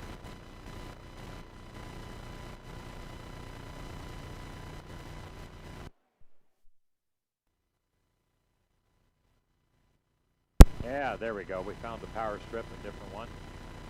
Flag flies as the play was getting underway with 15 seconds to go. It's a false start on the Bobcats. They've got it 1st and 10 on the Trojan 30-yard line. Game is over, but it's just a matter of determining the final score. But anyway, I talked to the Fairfield coaches up here in the box, and they're passing along to Matt Jones and try to have him come up after this football game. So obviously he'll be very pleased with the season opener. They wind the clock, so barring a penalty, which we've had several in these last few seconds, and it looks like the Bobcats may just be letting the clock run out. 2, 1, and that's Well, they get the play underway, they say. Drejos on the quarterback keeper. He'll be brought down, and that will be the final play of the Trojan season opening win. Tackle made by Corbin Starr. Also had 8 in there on the tackle. That's Quinn Settles. Great to see that sophomore getting some varsity time in this season opener. So all Trojans tonight, especially a 22-point third quarter, as it was Fairfield 42, the Bobcats of Benton Community 14. Fairfield will head to Centerville next Friday night, trying to make it a 2-0 start for the first time in a while, as Fairfield certainly is going to be very happy to get back on the gridiron next Friday night to face a very pass-happy Centerville team with their outstanding junior quarterback. But tonight it was all Trojans, especially Ethan Bisgard, our player of the game. But more on that in the post-game show, as we'll return in 3 minutes. We're taking a break and returning on the Ottumwa Radio Group YouTube channel. When the time comes to honor someone you love, a welcoming space to gather matters. Introducing the new Life Event Center at Beaner Funeral Home in Fairfield. Thoughtfully designed to serve Southeast Iowa families, our newly renovated space can accommodate intimate memorial services and unique celebrations of life to fully catered funeral luncheons, and we will handle every detail so you can focus on connection and remembrance. Community, compassion, commitment. Our family serving yours. The Beaner difference, where we put families and community first. Since 2015, Cranston Family Funeral Home has been proud to serve the families of Southeast Iowa. We understand that a loss looks different for everyone. There's no single way to grieve and no single way to honor a life. This work's personal to us. It's about taking the time to care, to listen, and to make sure families feel valued at a time that is often overwhelming. Cranston Family Funeral Home, doing what matters when it matters most. Visit us at cranstonfamilyfuneralhome.com.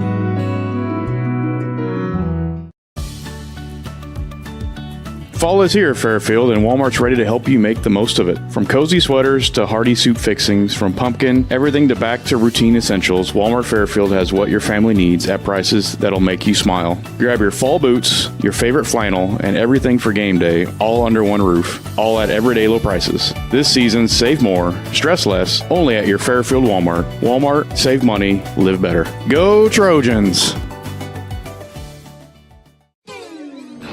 Darren here with Nutrient Ag Solutions of Fairfield, reaping the rewards of agriculture every fall when the hard work of planting, and crop management delivers the bounty of the harvest. Here at Nutrient Ag, the understanding of agriculture is a blend of hands-on experience and formal education, finding the right solutions to improve the production and profitability of your operations. Call me, Darren, today at Nutrient Ag Solutions in Fairfield. With each nutrient, each solution, each day, we're growing a better world around the world.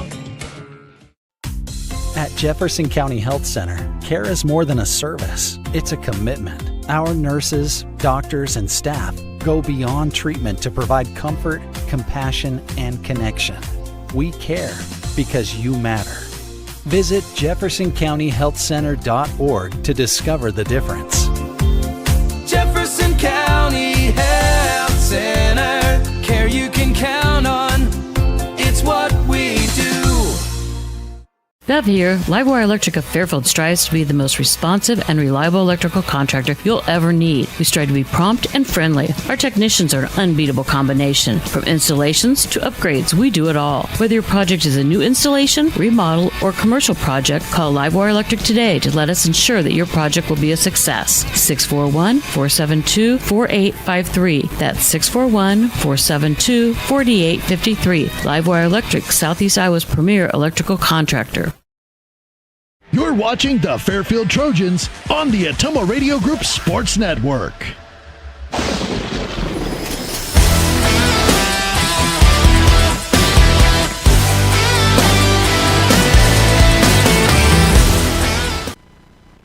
All right, back here at Trojan Stadium as Pearl Smith Field was a celebration point for the Fairfield High School football team as they roll in the season opener. Let's recap the scoring here tonight.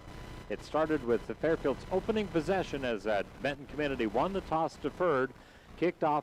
After a couple of plays left a 3rd and long, Fairfield got a nice run. I think it was Ethan Bisgard, it was him or Tucker Robertson, but got a key first down and eventually got the ball in plus territory across 50, and then Ethan Bisgard broke a 35-yard run. 9:39 left in the first quarter. Went for two. The run was stopped short. Trojans led 6-0. Then the Bobcats would take their only lead of the night. Got the ball at their own 31 after the kickoff. Had a fumble in their first play from scrimmage, but they recovered at the 26, and the next play was their highlight of the night, a 74-yard run by Caden Mitchell all the way to the north end zone. Drew Ballard kicked the PAT that put the Bobcats up 7-6. Then Fairfield got the ball in their own 26, which is ironic because that's, of course, where the Bobcats had scored from. That was with 8:35 on the clock, but it took the Trojans nearly 6 minutes to find pay dirt. 2:43 left in the first quarter. Ethan Bisgard broke an 11-yard touchdown run. 2-point pass was incomplete. Fairfield had the lead for good in the game, 12-7. And on that possession, Brady Weigel had a 30-plus yard touchdown run, but was nullified by a holding penalty at the 20. Back Fairfield up to their the Bobcat 30-yard line. In fact, they converted a 4th and 1 before the Ethan Bisgard touchdown. So some kind of behind the scenes on that possession. Benton got the ball on their own 35, turned it over on downs. Fairfield took over their own 31 with 11:24 left in the first half. And then Fairfield was across midfield right around the 40-yard line. They went with a 4th down quick kick by Ethan Bisgard. Looked like they were going to go for it on 4th, and I think it was 4th and more than 10. But anyway, Ethan's kick put Benton at their own 16-yard line. Well, they would eventually punt the football. Fairfield got at their own 45 with 3:34 left in the first half. And Boss Richardson on a quarterback sneak scored from a yard out with a minute to go before halftime. The 2-point pass from Boss to Ethan put Fairfield up 20-7 at halftime. And then Benton Community got the ball, I think, across midfield on that last possession of the second quarter, but they were stopped before they could do any damage. And then Fairfield was able to hold Benton. They got the ball in their own 15 after a penalty on the opening kickoff of the second half. And Ethan Bisgard got the defense some points as he had a pick six, a swing pass over to the right, and the receiver for the Bobcats kind of juggled the ball, and Ethan said, "I'll take it, thank you very much." He stripped the ball away from him. We estimated a 35-yard pick six. Boss Richardson to Brady Weigel on the 2-point pass. Fairfield led 28-7. Then Benton got the ball on their own 20-yard line, eventually punted the ball. Fairfield took over their own 35 with 8:24 left in the third. Scored on a 50-yard touchdown by Ethan Bisgard with 5:26 to go in the third quarter. Brady Weigel got a 2-point conversion run. It was Fairfield 36, Benton Community 7. And then Benton Community had their own 35-yard line. I don't remember, I think, yeah, they went for it on 4th down. Fairfield took over their own 30-yard line, and they were able to score on a 44-yard run by Tucker Robertson. 2:25 left in the third quarter, and it was a 2-point pass that was incomplete. Fairfield had the 35-point running clock for a little while, 42-7. Benton got the ball their own 40-yard line, 2:15 left in the third quarter. Scored on the one of the early plays in the fourth quarter, 9:11 left in the game, 11-yard touchdown by Caden Wright. Drew Ballard's PAT made it 42-14. That turned out to be the final score, although Fairfield did get a break for that fumble recovery after that for their second takeaway of the night.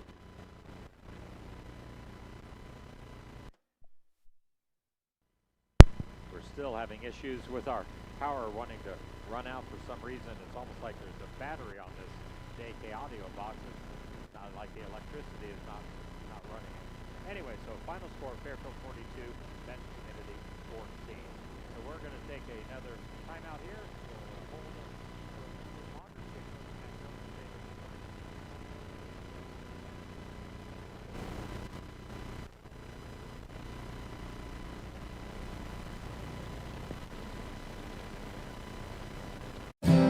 Fairfield Hometown Store on Burlington Avenue is more than you think. Need to move? They've got U-Haul trucks and trailers. Need a new appliance? They also carry refrigerators, stoves, dishwashers, washers and dryers, along with Speed Queen products. Delivery, installations, and haul-away provided. Looking to fire up the grill or upgrade your mattress? They've got you covered. Open Monday through Friday from 9 to 5 and Saturday 9 to noon. One stop right here in town. That's Fairfield Hometown Store on Burlington Avenue in Fairfield. Ready to make your home more you? At Community First Credit Union, we have an exclusive offer to help. Take advantage of our limited time Flex Home Equity line of credit with a special 6-month intro rate to get started. It's financing you can use to build your outdoor oasis, create your backyard hangout, or elevate your curb appeal. Visit c1stcu.com for details and apply online today. Subject to credit approval, federally insured by the NCUA, Equal Housing Opportunity. If you're tired of dropped calls and slow internet, we're here to help. Lisco's the future of fast, reliable communication. Never miss a beat with streaming, gaming, or video calls, whether you're working, playing, or just staying connected. Lisco brings you lightning fast speeds, crystal clear calls, and unbeatable reliability. Switch today and experience the difference. Call me, Samantha, your Lisco sales rep at 641-209-5400. That's 209-5400, or visit us at lisco.com. Dr. Matt here. Looking for complete dental care for your entire family? At Fairfield Dental Clinic in Fairfield, that's exactly what we provide. Dr. Pat here. We pride ourselves on delivering comprehensive care from routine cleanings to advanced procedures. At Fairfield Dental Clinic, we're committed to creating healthy smiles in a comfortable, caring environment. We live here, we work here, and we're proud to care for generations of families from Fairfield and the surrounding area. Call today for an appointment. Fairfield Dental Clinic. Complete dental care for your entire family. Your neighbors, your dentists, your smile. Shopping for a quality used car? Check out the inventory at Smithburg Automotive's lot at 1503 West Burlington Avenue in Fairfield. Need repairs? They've got you covered at the South 23rd Street location. Call 641-472-2454 or visit smithburgs.com. Need quality used parts? Head to Smitty's Auto Recycling on West Grimes in Fairfield. They've got fresh inventory arriving all the time. Selling parts or have a wrecked vehicle? They buy unwanted cars too. Call 472-4200 or stop by to see what's new in the yard. Fall is here, Fairfield, and Walmart's ready to help you make the most of it. From cozy sweaters to hearty soup fixings, from pumpkin, everything to back to routine essentials, Walmart Fairfield has what your family needs at prices that'll make you smile. Grab your fall boots, your favorite flannel, and everything for game day, all under one roof, all at everyday low prices. This season, save more, stress less, only at your Fairfield Walmart. Walmart, save money, live better. Go Trojans! Fairfield Hometown Store on Burlington Avenue is more than you think. Need to move? They've got U-Haul trucks and trailers. Need a new appliance? They also carry refrigerators, stoves, dishwashers, washers, and dryers, along with Speed Queen products. Delivery, installations, and haul away provided. Looking to fire up the grill or upgrade your mattress? They've got you covered. Open Monday through Friday from 9 to 5 and Saturday 9 to noon. One stop right here in town. That's Fairfield Hometown Store on Burlington Avenue in Fairfield. When the time comes to honor someone you love, a welcoming space to gather matters. Introducing the new Life Event Center at Beaner Funeral Home in Fairfield. Thoughtfully designed to serve Southeast Iowa families, our newly renovated space can accommodate intimate memorial services and unique celebrations of life to fully catered funeral luncheons, and we will handle every detail so you can focus on connection and remembrance. Community, compassion, commitment. Our family serving yours, the Beaner difference, where we put families and community first.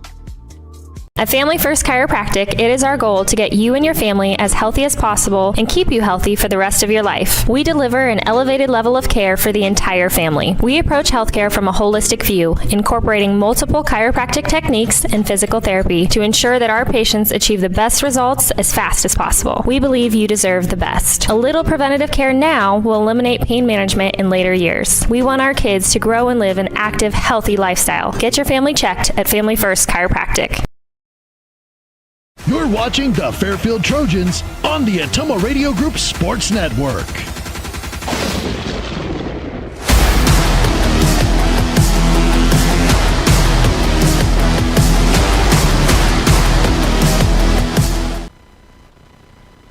All right, we're back here at Trojan Stadium, high atop Pearl Smith Field here in the Bill Strawhacker press box. Trojans 42, Bobcats 14. Fairfield with the 22-point third quarter that blew it open after leading 20-7 at the half. Let's see, in the third quarter, Solon was rolling over Davenport Assumption 41-7. Of course, Solon number one in our Class 3A. Mid-Prairie leading Washington late in the game 35-21, so that's going to be fifth-ranked Mid-Prairie taking the season opener in a battle of two nearby schools up in Washington County. Fort Madison led Burlington at the half 14-7. Williamsburg only was up on Keokuk at the half 26-14. Final from Keosauqua centrally spoiled the Van Buren County opener 38-12. Of course, Pekin and Cardinal were both off tonight. Davis County playing a JV schedule begins their season a week from tonight. Still waiting for Matt Jones, see if he can make it up here. But certainly a great season opener for Trojan football and for the Fairfield volleyball and Fairfield girls tennis. The gals are really standing out. Of course, girls tennis and volleyball have one common denominator named Natalie Steele, a senior, playing both sports and excelling in each of those. Last night she had several kills and led by, let's see, it was Leah Helmick who led in kills last night, but Natalie was not far behind her, I think, on the stat sheet. And then primary setter, Bella Buckley, but they also used another setter in the matches last night. Of course, Fairfield opened up with the Steve Heisel triangular, swept Waco, then after dropping the first set against EBF, came back and won 25-22 and 15-11, led 11-3 in that second set, and it almost got away. I think got within 12-11, then the Trojans scored the last three to finish off the win. Fairfield volleyball tomorrow will be at Grinnell. Then the other match this week is at Fort Madison on Tuesday. That will be, of course, their conference opener. Fairfield girls tennis, 6-0, all wins 9-0. They're ranked 9th.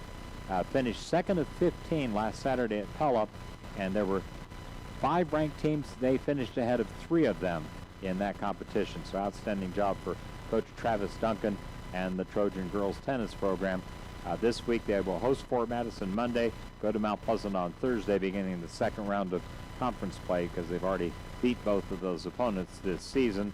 Fairfield's other fall sport, cross country, boys and girls, opening Thursday in Ottumwa at Wildwood Park, a meet hosted by Pekin. So good luck to Coach Jared Belzer and the Trojan cross-country runners. And of course, next Friday night we'll be with the Trojan football team heading to Lakeview Elementary School. It's elementary, Watson. That's where Centerville Big Reds play their basketball, and football is on an elementary school site. The football field is to the west of the school. There is no lake, by the way. If you're going down there expecting to see a lake to use as a landmark, you won't find it down there. But anyway, we will find that Centerville press box and bring you the Trojan football battle with the Big Reds. And we're going to face a high-powered quarterback that did an outstanding job in the opener, even though Centerville lost that opener last week against Creston 52-42. They led 22-0, and their quarterback had 490 yards passing in a losing effort. So we know the pass defense is going to have to be really gearing up in practice this week, getting ready for the Big Reds. You can see the quarter scores there on the screen as AJ was able to post that, and we were talking about that during our pre-game meetings, pre-season meetings, and said, yeah, that'd be a cool way to wrap up the broadcast, have the quarter scores up there on the board. And Fairfield won all but the fourth. Centerville got that one touchdown, or Benton Community got that one touchdown in the fourth quarter, but Fairfield had done enough damage with the especially 22-point third quarter. Again, helped out by the pick six from Ethan Bisgard, our player of the game, as he had an outstanding, I guarantee you, nearly 200 yards rushing, I know, over 100. And was a 1,000-yard rusher last season, obviously picking up where he left off, and that's our player of the game, Ethan Bisgard. So Matt Jones, we'll hear from him next Friday, as Ellis Kojo will talk to him on Friday morning. You can listen to that live. I think it's on KBIZ, 1240 and 92, not 92.7 now, because that's KTWA, 102.7 maybe. Anyway, KBIZ, AM and FM, is where you can find the coach's interview on Friday mornings with Coach Jones. But obviously we'll have the same interview with Matt, interviewed by Ellis Kojo during our pregame show a week from tonight from Centerville. So on behalf of my producer, director, and commercial operator, as well as camera operator, that's the part I was looking for, AJ Rowe, I'm Lee Muntz, thanking you for tuning in on this beautiful Friday night, and what a beautiful season opener. I love it, I love it, I love it, as Mr. Z, Jim Zabel, would say many times with Hawkeye Sports over the years. So I'm channeling my inner Jim Zabel and reminding you once again, the Trojans win this game 42-14. led by player of the game Ethan Visgard. Until we talk to you from Centerville next Friday night, have a great week, and be sure to be